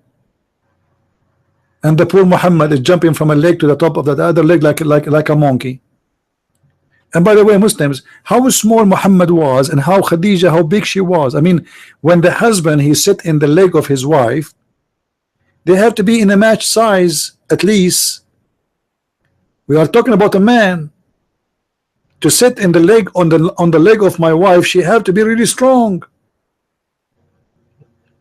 If I sit in the leg of a woman, you know, I assure you she will be in a bad pain. Yeah, depending on the woman, I guess. CP, actually, seriously though, do we have any indication as to how big Muhammad was or how big Khadijah was? Well, was he a small man, tall man? Muslims, no, the Muslims, they have a description. Do you remember the hadith? The guy in the video, I look at the moon, I look at his face, I look at the moon, I look at his face, I look at the moon, I look at his face. Yeah, I remember that. Yeah, look at the moon, look at the prophet. Right, yeah, look at the, yeah. The prophet won. Yeah, but the prophet was whiter. This is the issue. This is why he's so beautiful. He's white. Yeah. Anyway, so they describe him as he is an average. He is not. If you watch the video again, you will see he said that you don't look up at him and you don't look down, and which is very funny. I mean, how this can happen? Okay. Do you understand what I'm saying? Because the only way for this to happen if everybody have the same height. Yeah, everybody the exact same size. Yeah. Yeah, because if I do not need to look I up. think I understand what they're trying to say, though. I guess. No, it doesn't. No, it doesn't make sense because there's no way there's nobody will look at him down and nobody will look him up, because always you have to be either you can be equal to somebody in height but not perfectly, and there's always somebody is taller than you or somebody shorter than you. Well, yeah, there's always somebody taller, no matter how tall you are. Yeah, and there's somebody shorter than you too. It doesn't matter really wherever you go, you know. So it's impossible, but this is how they describe it. He is the kind. You don't when you look, but let me tell you why they are stupid in description. They are copying what somebody in his time he said. So he's telling them he is in my height, but we do not know his height. Well, you know what I mean? yeah. So yeah. if I am here and then you say to me, how tall is John? You met John? I said, yeah. How tall he is? I said, he is the kind you don't need to look at him up or down. That's mean we are in the same height. But now you can see me, and then you can tell right away that John, he is the same as my height. So but when it's written, it doesn't make sense because you don't know but who you're talking to. The stupid Muslims, they copy paste. You see, they don't even think about it. I mean, what the point of saying to me he is the kind you don't need to look up or look down to see him? He's in the same height, because there's nobody in the room have the same height with everybody. It's impossible.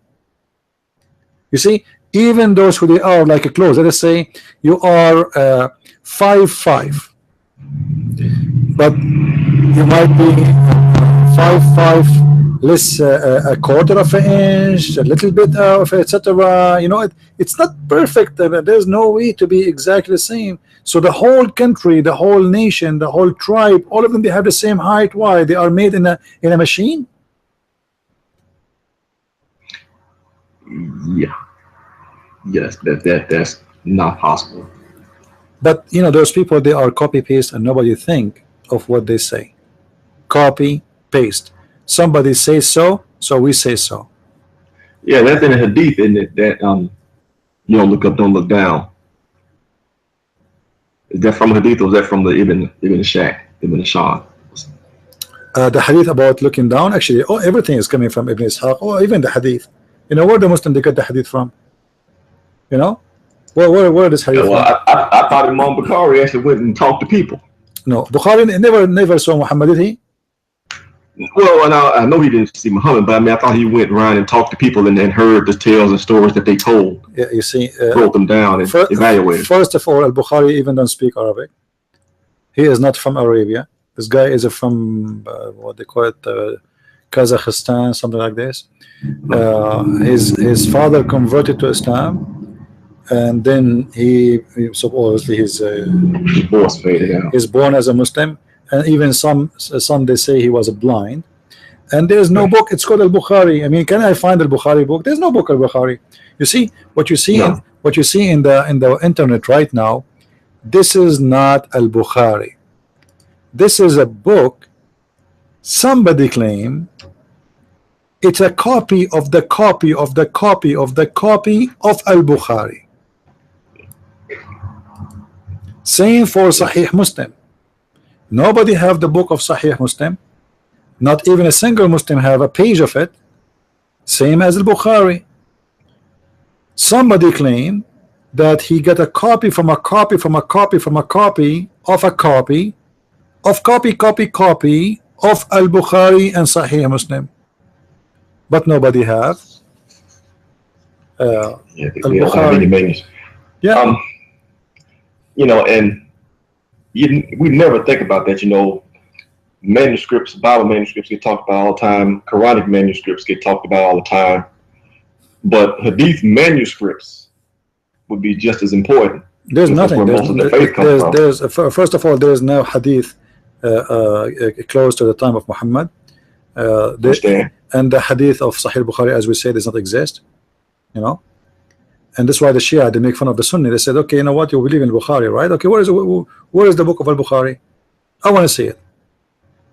There's no book, and they are right. I mean, how you believe in a book? It's not exist. Right.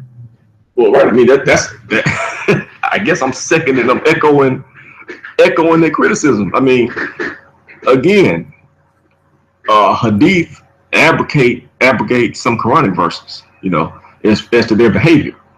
They should be able to show us something. You know, they claim it appeared 200 years after Muhammad, but how do you show us that? Where do you get that from? You know, how do we know that it says what you claim it says? Not only this. You know the Quran, the Muslims they have today, the majority of them, let us say, accepted by Saudi Arabia, is reported by Ibn Mas'ud. Hafs. Hafs. Yeah. Hafs, according to the scholars, is a liar. Its hadith is rejected, not da'if, no.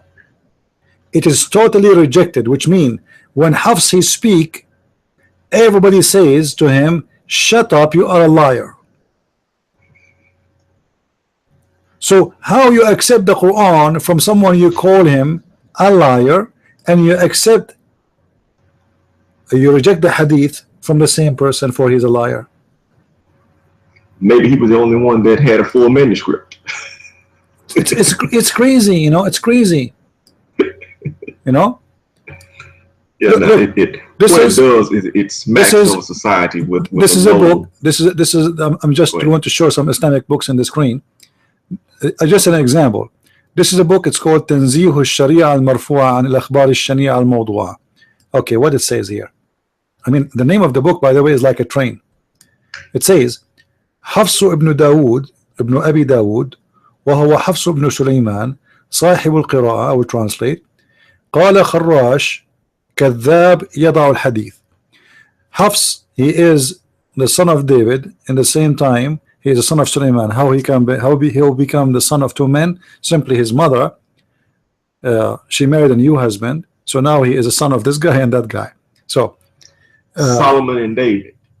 yeah, he is a son of David, but not David the Jew. I mean, this his father, his name is Dawood, and Dawood. Oh, okay. there we go. So I'm translating. So he's son of Dawood, and Dawood is the Arabic word for David, and he is a son of Suleiman, and then he is the one who Sahib al-Qira, which means he is the one who the reading of the Quran belong to him.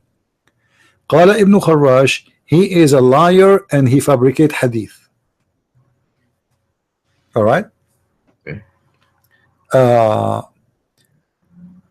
And all the report in front of us in the page is about scholars and people who they are very well known saying that he is a liar.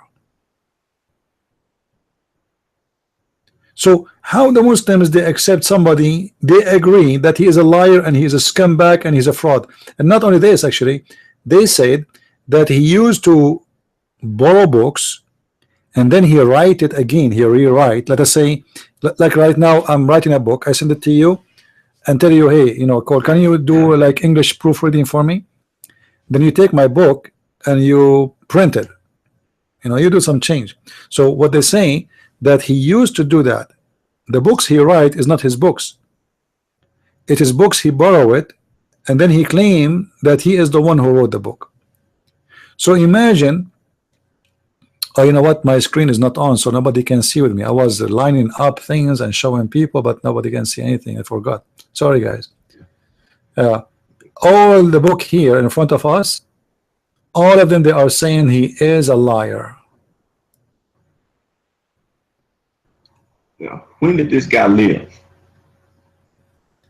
This Hafs guy. Hafs, I don't want to give a wrong date. I really. I just roughly. We talking about 500-600 years ago, or 1,000 years ago?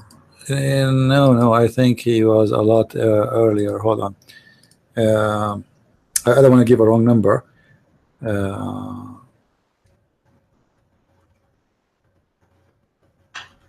Let me check Prophet Google to be more Okay. peace upon him. Yeah, he is about like almost 100 years after Muhammad, something like that. Oh, so he's early. Okay. Yeah. But he's lying. Yeah, but this is not his. He did not make a book. He have a reading. You see, reading, not a book, which means he did not. He did not make a Quran. Or the Muslims don't have Quran Hafs too. Wait, but they don't have that either. They don't have it. No, they don't have it. If they have that, that will be really, I mean, old enough. They have what they call his reading, which means someone from someone from someone from someone from someone. They learn reciting the Quran from him. So this, they say this is according to Hafs. That's it. Yeah, I was looking at somebody in one of those speakers corner base was talking about that. What the Kira, they call it, Kira of the Quran, the people who memorized it. Yeah, but you know, there is no way. You see the Quran. Let me show you in Arabic in the screen. The problem the Muslims, they try always to avoid that the Quran today is different from the Quran in the time of Muhammad, even in the letters and writing. And as an example,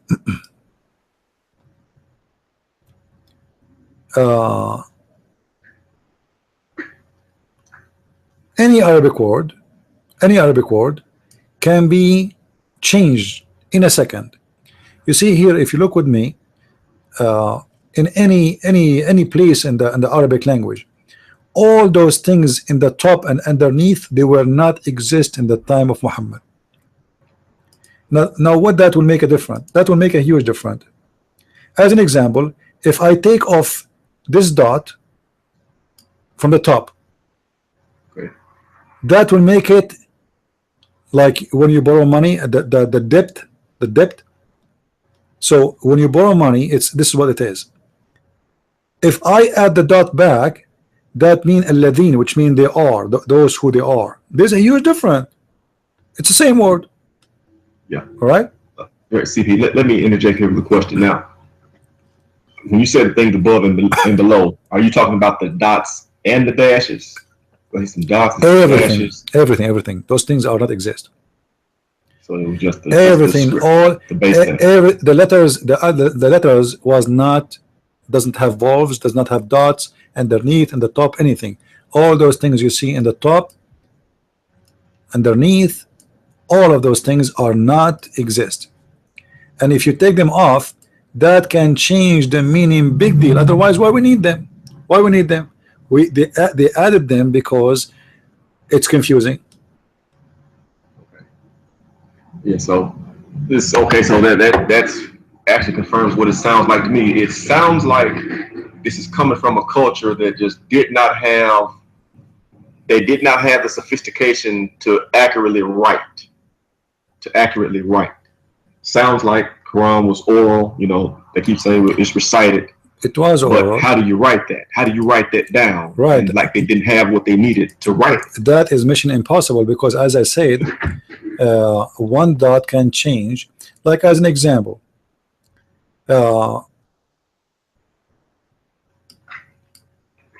if we go here, you know, the verse is speaking about Alexander the Great. He found the sun sitting in the murky water.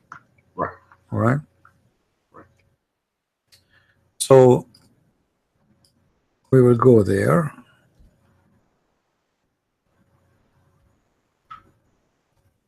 Here it says حتى إذا بلغ مغرب الشمس وجدها تغرب في عين حمئة. حمئة have many reading. If you go to any interpretation, the Muslim they say to you, some they say حامية, some they say حامئة, some they say yeah. Everybody Are they have two different things? and the meaning are different. Yeah, the meaning can be different. Big deal. So what is the true meaning? You know, there are some they say, well, you know, the Ka'b al-Ahbar he said etc. So let's put it there. Ibn Abbas has said etc. So depend in the opinion. Like Ibn Abbas is, let's say, more important than Ka'b al-Ahbar.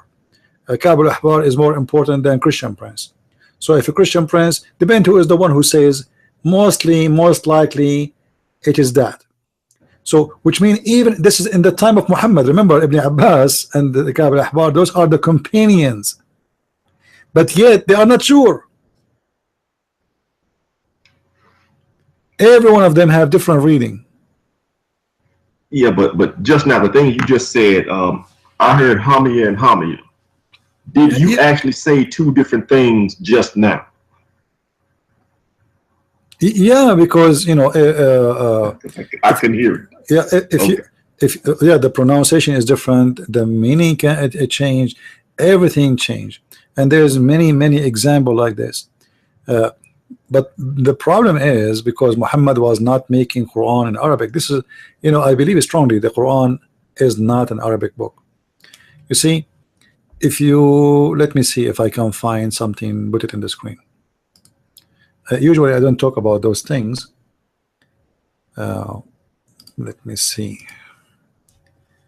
The Aramaic alphabet. I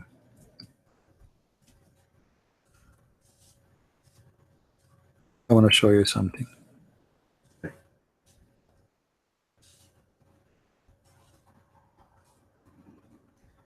The Aramaic alphabet is numbers.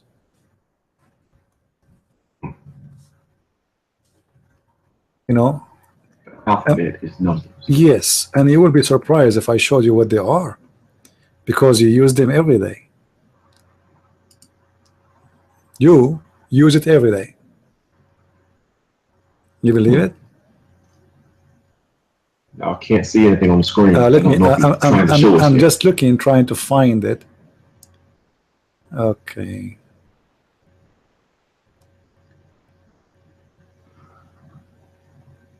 I'm trying to find something clear.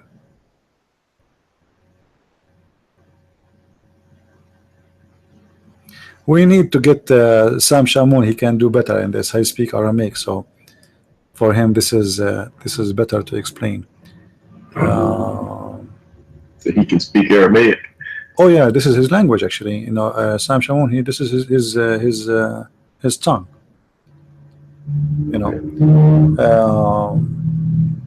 I'm trying to find. Until now, I don't see the image. Anyway, you know, the numbers you use today in English, 1 2 3 4 5 6 7 8, this is Aramaic, and they are letters, they are not numbers. Oh, yeah. This is why you see the alif, the A is same as number 1. You see how you write number 1? This is the alif, you know. oh yeah. Yeah, Okay. yeah. So the Aramaic are the first people who created, or let us say their ancestor too, the first people who created writing and read in something is called alphabet. You know, the people of that area, they open actually the door for languages to be written. So this is why they were the advanced people of everything. in certain time, if you don't speak Aramaic, it's mean you are an ignorant person. You know what I mean? It's mean you are like a street boy. I mean, come on, you don't speak like today. English is an international language. So you tell me you are a doctor but you don't know English. I mean, that's funny. You know, you tell me you are an engineer but you don't speak English. English is a must language even for someone who's a French. But the French is not a must language for somebody who's in English. Right. So yeah, I hear let us see. No, this is what I'm looking for. You know, too bad. Like sometimes it's easy to find what you are looking for. Sometimes it is mission impossible. I need to change the way I'm looking. Yeah,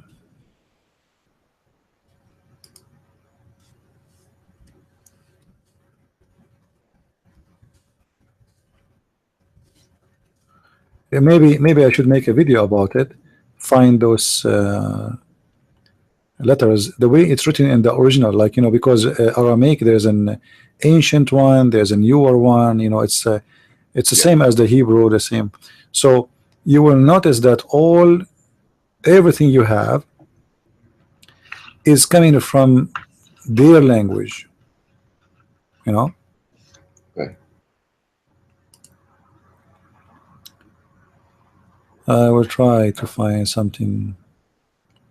Anyway, too bad today we did not get any Muslim to call us. Yeah, I think I understand what you're saying, though. So basically, you don't think the Quran is an Arabic book, or at least they couldn't really write. No, at when least Muhammad recited whatever he recited. not only this, my friend. At least they could understand it. What is the problem that they can't understand the Quran? Why it's difficult to understand the Quran? If those people live in the time of Muhammad and they spoke the language of Muhammad, so why they cannot understand what Muhammad is saying? And if the message of the Quran is meant to explain to the Quran, explain to people what they need to do, how come we can't understand this book? Because simply this book was not coming in Arabic. You know, like the Quran insists that he sent the book in details. Allah, he sent the book in details in order so you might understand.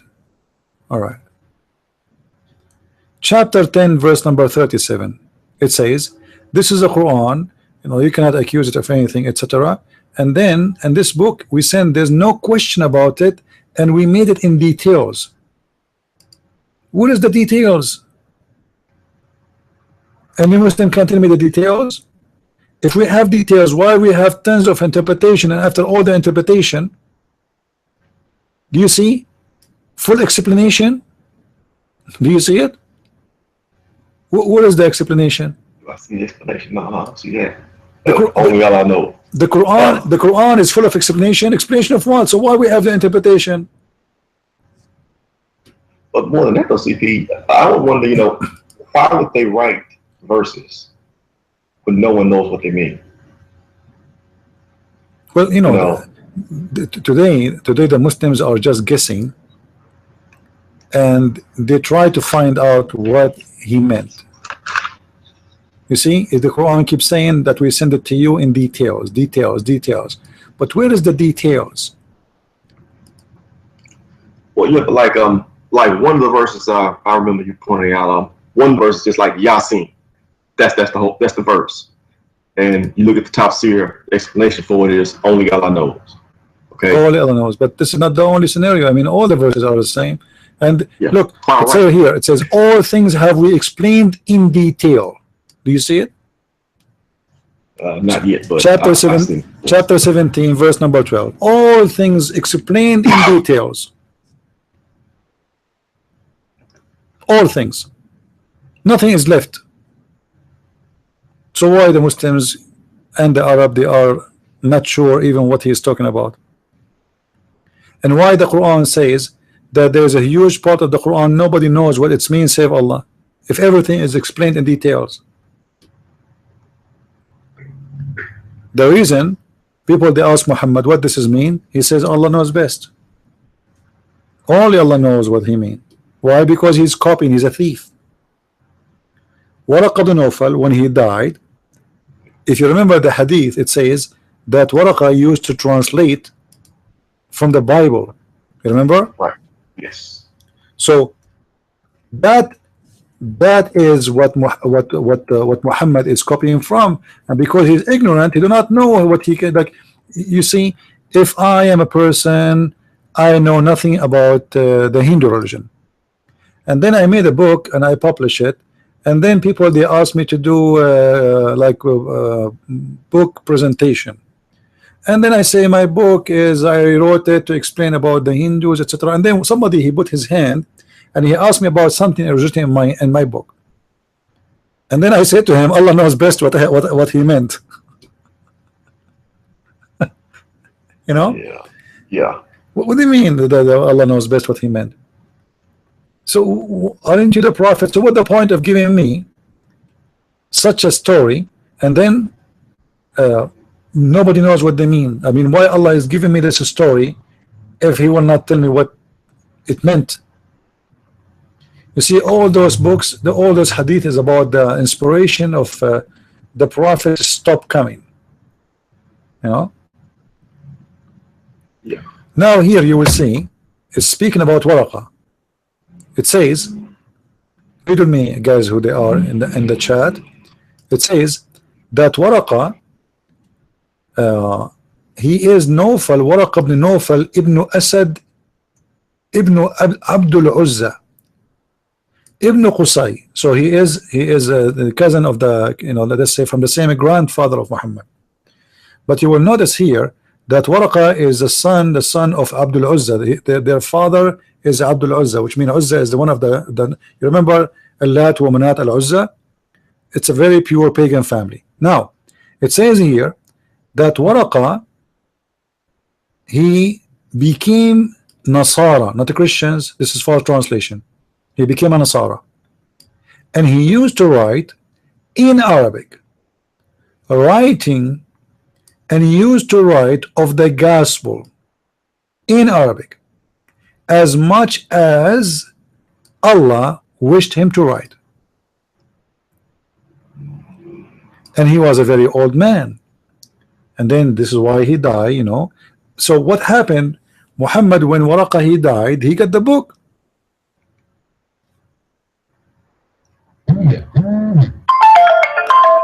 And now Muhammad, he got the book, but he do not know how to explain the book.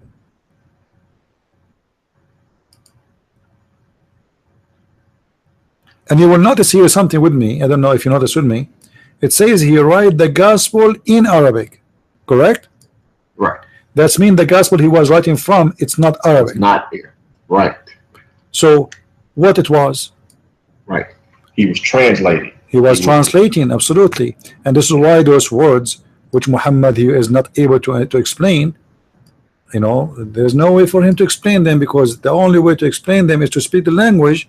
So this guy, he is writing in Arabic, yes, but there's a lot of things he is copying it as it is. Because like sometime, I'm speaking to you in Arabic and I say, even if you're an Arab, I say to you, okay. Why? Because me and you, we know what okay is, but yet okay is not an Arabic word, right? So you tell me now, right now, what are you using? If I'm speaking in Arabic or in English, I will say to you computer, same word. Why? Because we don't have an equal word in Arabic. I mean, it's a computer. So Waraqa was translating, but he is not doing full translation. The same as the Muslims today, they do. They say to you that if a woman she have a wet dream, she have to do ghusl. Okay. If I don't speak Arabic, how I will know what ghusl mean? Right. Right. Then an Arab guy who will tell you that ghusl mean to wash. The same as what happened, if you remember the story of Abraham. Abraham, he said to his father Azar, are you worshiping the idols? The Muslim, in their interpretation, they say, oh, Azar is the name of the father of Abraham. Like, what? Are you sure? You know, Azar is an Aramaic word which means foolish, ignorant. Are you going to worship the idols? So the stupid Muslims, because they don't speak the language, they made Azar the name of Abraham, but all of us, we knew that this is Abraham. Doesn't have a father. His name is so now that will make the Quran wrong. It's going to be an error. But the fact, I believe, it was not really an error as much as a stupidity of the Muslims. So the Quran saying that Abraham, he said to his father, Azar, are you going to worship idols?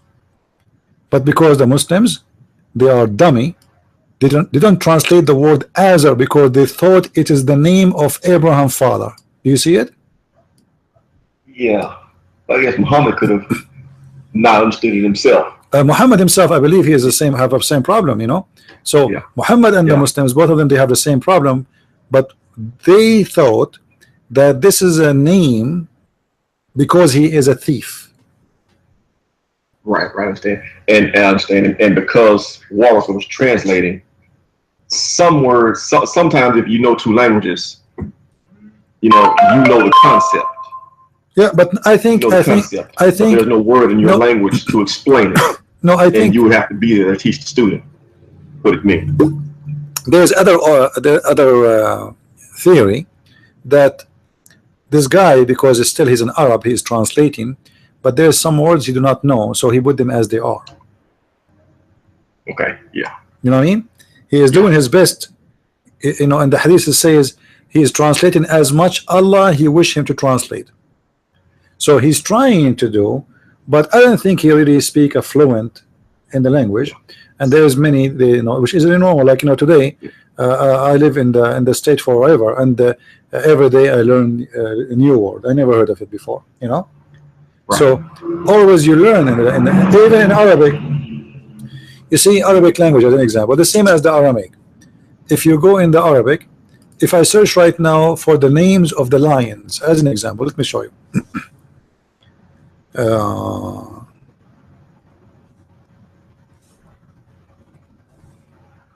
It's the names of the what? The lion, the animal. All right. Let us see. And those are just the names, which not all of them. Those are some of the names. Let me show you the list in the screen. Guys, look with me.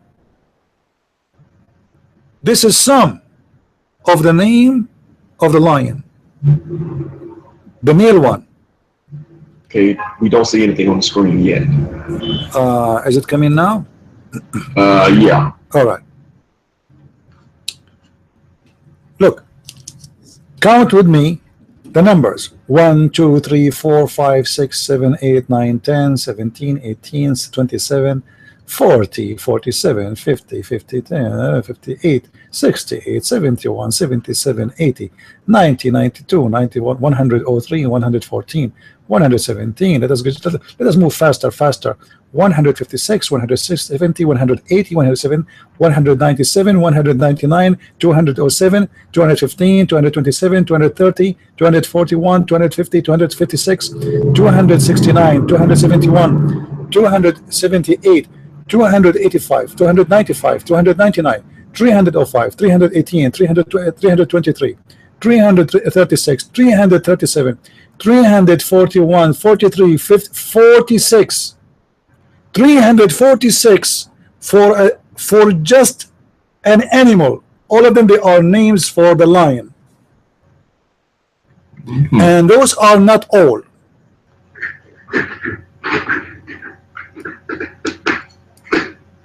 And that's mean that there's no way the Quran should be confusing. Why?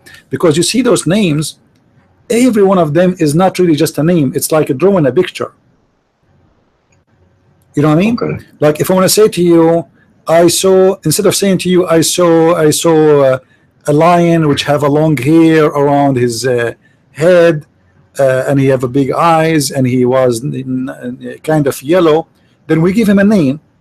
Then next time I do not need to describe to you what I saw. Yes, it is a lion, but every name of them have a different description. Okay. Okay. So Arabic, there is no way is going to make us confused in the meaning. Oh, okay. I see what you're saying. So all these words, one word may say a young lion, Right. another word will say an old lion. Yeah, like his Another word be, his tail was longer, his etc. He was Yeah. bald in the head. He have etc. All Everyone. those details are contained in each word. Right. So every one of them is a description. It's an image. So how come the Muslim cannot understand the Quran? Because simply Arabic language is very rich, and you know the Muslims, they say to us, can you make Quran? Can you make 346 names for one animal? Can Allah make that? This is a miracle. 346 names for one animal, and this is before Islam. And you know what makes things more horrible, that Muhammad, he have his own words. You know, this guy, he create words. So you will see the Muslims, like, you know, once Muhammad, he says, kill the Fuwaisiqa. Aisha, she said, and what is Fuwaisiqa? She never heard of this word. He said, it's the mice. Like what? People, they said to him, it's the mice. He said, yes. And Fuwaisiqa is coming from the corrupt. So for Muhammad, the mice is a corrupt, and she is the soldier of the devil. So he called her Fuwaisiqa, which is the spoiled name of Fasiq, which mean corrupt or bad or spoiled. So he called her Fuwaisiqa. So suddenly now we have a new word in Arabic for the mice. You know, من بينكم المغربون. They ask him, what is المغربون? He said, those who they have sex with the genies. But they never heard of this word before. You know what al-Mugharibun? So additional to the rich Arabic language, now we have an idiot who come with his own dictionary, and you have to follow with him. So you will see someone like, what if Muhammad did not say what al-Mugharibun mean? If people in his time do not know what it means. Yeah. If nobody asked him in his time what this is mean, how we will know today? Because this is obviously, it's not part of the Arabic language. This guy, he create his own. Yeah, you make it work. Yeah. Yeah, but I guess, but when you introduce that possibility that he's made it up, I mean, there's no way you could possibly know what it means. It's gibberish. I guess it's a creation of his own head, which I guess, you know, that is the actual reality. It's a creation of his own this head. this is against Islam, because as long Arabic is a very rich language, first of all, why his God is using words are not Arabic? Can't he find something is not from the Arabic language? I mean, from the Arabic language? The answer, no. Because if Allah want to say to us, write by the pen, but the Arab never have pen, so how he will say pen? You know what I mean? It never had pens. Well, yeah, the pen is not their own creation. You know, Arab people of the desert didn't really write and read much, so they are not the one who created the pen. So the one who created the first time iPad, he is the one who was able to call it iPad. You know what I mean? Right. The one who created the computer, you know, why the computer did not call it Ching Chong Huang in Chinese? Because simply the one who made it was an American, and he called it computer.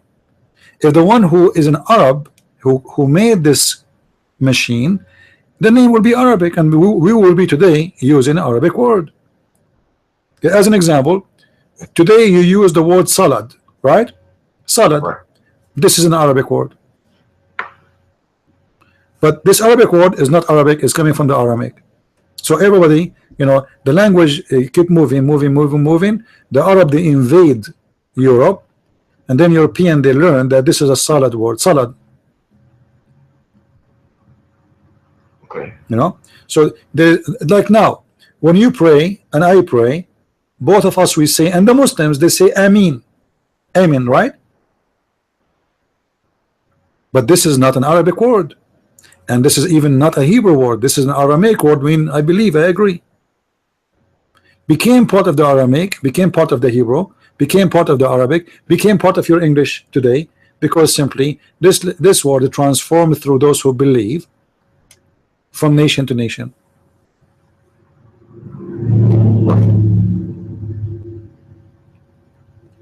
Right. Okay. Anyway, I think it's time for us to go for today. I hear my stomach is talking to me, and I don't want the sound to come in the microphone, you know. It's making noise. It's very embarrassing, you know, when you get angry. Thanks for taking my call, CP. Christ is Lord. See you later. Thank you, my friend. Thank you. God bless you for thank you for calling. Yeah. I think as the sound today is better, right? A lot better than before. Skype is more clear because I bought some equipments and I linked. I was able. And the software. The problem you have, you see, in order to do things, you need to buy software. So lately, I don't know if you noticed the videos I made in Minds. Who's watching in the videos in Minds? I posted a few videos. I made them lately, and you will notice the change the way of doing the videos. So I bought a new software for the videos, and I bought a new software for linking the audio and cables and the mixer. We are trying to improve what we do for the best of education. So I hope it was good. No, not shish kebab. Actually, you know what? You know what is my favorite food? You will not believe it. I love tomato. Even my mom, when I was a kid, she said to me, one day you will grow up, and if you see a woman, her name is Tomato, you will marry her immediately. If you bring me the most beautiful food, and this food does not have tomato in it, it's like, ooh, okay, you know, like, I love tomato. So right now, what I'm going to do, I'm going to cut 2 tomatoes with some onion, and for sure halal, and make salad. And you know, I love this kind of food, and it's the same time it's healthy. Yeah, but the thing is, you know, if you see my day, sometimes I wonder when the day is started and when the day is over. I go in Facebook, I find like there's 50 emails waiting for me, and people are expecting me to answer, otherwise I will be really rude. And every one of them, he have a request. Everybody, CP, can you answer this guy? CP, this guy is making me upset. CP, how you can refute this person? CP, and then the poor me, I have to make everybody happy. At least to answer says, okay, thank you, I will do my best, etc. But that is time consuming. Like, you know, you find yourself, your day is gone. And then the Muslims, they post things, and the Abduls and blah blah blah. It's endless. But I hope that people are going to minds.com. If you don't have my account there, let me show it to you. My stomach is talking to me loud. I think Jibril is inside. Look like Jibril did not eat for the last week, not only days. Minds.com. Let me post for you the link, guys. This is the link, and this is the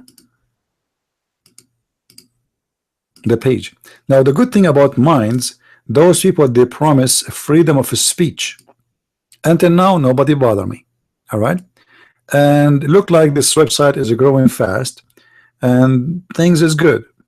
All right, until now, I have few numbers of subscribers, because most of people, they go there but they don't subscribe. I mean, they copy my videos from there.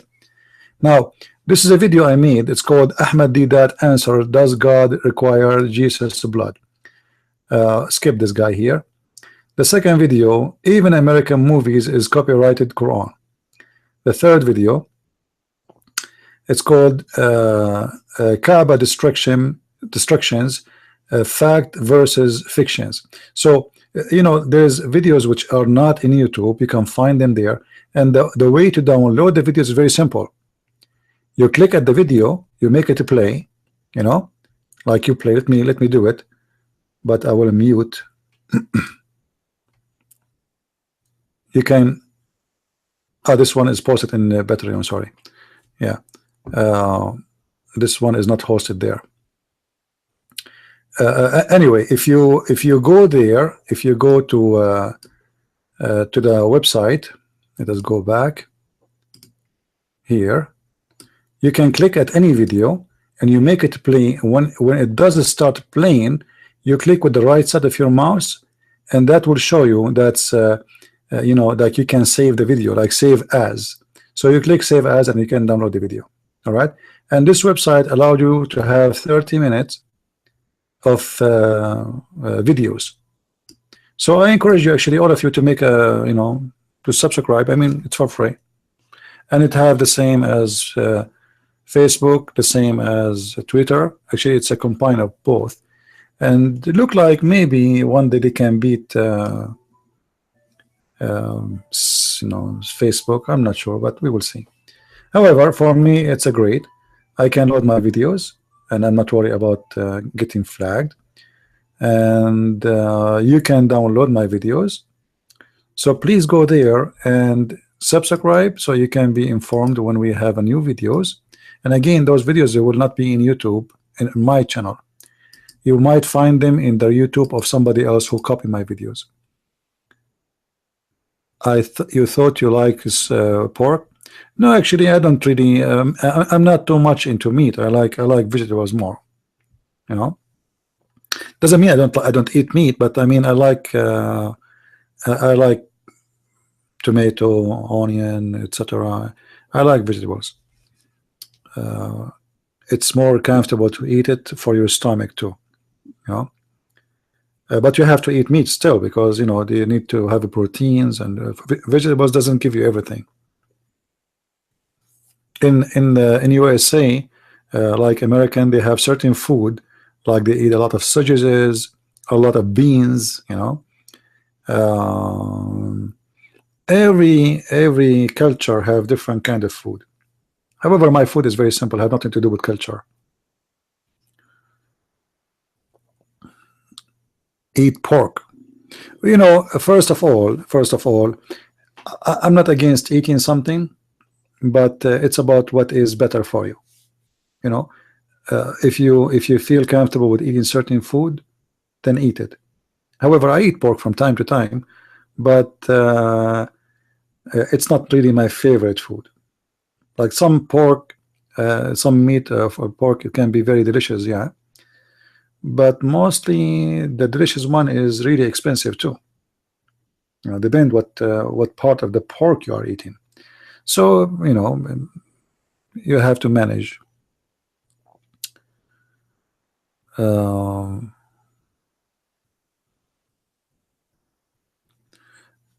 Anyway, every food is good as long you are earning your food from lawful money. It's not really the food what make you enjoy your food as much it is how you get this food and how you earn your money. And do you feel guilty? Do you feel comfortable? You know, so if you don't have a guilt, you don't feel guilty from bad things you do, you are not a thief, you are not buying your food from being a drug dealer, selling cracks. You know, food is not really what will make you happy. You can enjoy any food. It is about appreciation for what the Lord He provide you. So for me, a piece of a bread and some tomato, it's a blessing because I'm enjoying it, and actually I love it, and I am really I feel really too much appreciation because if you go in some countries in the world, you will see people, their bones is coming out from their skin. You know what people think is nothing, what you think is nothing, for some people is a dream. You know, you see those kids in the West, they throw the food in the garbage, they eat half of the sandwich and they throw it. If I have a children's, I will never allow them to do so. If my son, he throw the food in the garbage, I will punish him severely. I will not take him to like in the park for maybe a month. I will not buy him anything for maybe for 6 months. It is something you start since an early age to teach your children's appreciation. And a person who don't have appreciation, he will never enjoy his life, no matter what he have and what he earn. Even if you are the owner of Microsoft, who have tons of billions of dollars, because always you feel that you are poor still. Teach your children's appreciation, because that is the secret of joy. If somebody he appreciate what he have, guys, even if he's poor, he's happy. He appreciate it. It's very simple logic. But if you are not happy with your clothes, if you are not happy with your house, if you are not happy with the money you have in your pocket, if you are not happy with the food, like now I'm eating tomato, but I like to eat shrimp, I'm unhappy. So I'm not getting the shrimp, I'm not enjoying the tomato. So life became miserable. You know what I mean? You are not getting it anyway, and you are not appreciating what you have. So what you will do now? You will whip and you cry. You will spend your life until you die upset, for you are not satisfied. And those things starts better if you start in early age. So if you have a children's, and I have a cousin one day, even though I need to go and eat, a relative, he told me, you know, I have a hard time to make my son eat. He don't want to eat. You know, this kid don't want to eat. They have hard time. He's spoiled. So I said, okay, you know, bring him over. Let me see what I can do.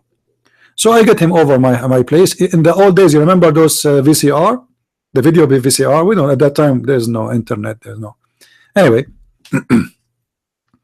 so I went to the library and I found a video. I searched for videos about hunger in Africa. Hunger in Africa. I said, me and him, you know, his parents, they dropped him in my place and they left. So I said, me and him watching this documentary about children in Africa. And you guys, you should see his face. He started asking me, he's a very cute kid. He started asking me why they are like this. I said, because they don't have food. He said, why they didn't have food? I said, it's not everybody can have food. You think food can be easy found? You know, they are not lucky like us. We have food. So anyway, we spent like 2 hours watching and talking about it. And I was talking to him as a kid in his age. You know, you don't talk to him like an adult. Then his parents, they came and they took him home. Around 8:30, his father, he called me. He said, what you did? I said, what? He said, seriously, what you did? I said, what are you talking about? Are you okay?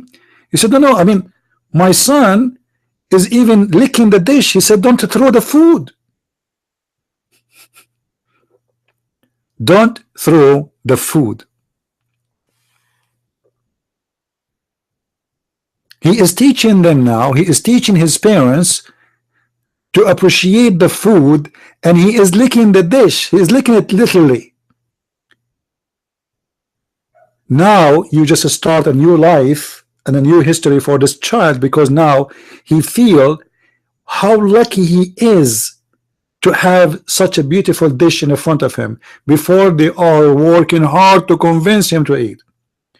If you eat tomorrow, I will buy you, etc. If you do it, you know, now he knew. And I believe a human being, he need always a reminder. And that reminder can go from in any age. As an example, we need to remember that we might die tomorrow. This is why it's good sometimes to go to a funeral, because you remember that this is how you will be one day. Time will come and somebody will send a text message about you, says, hey, do you know Christian Prince, he died?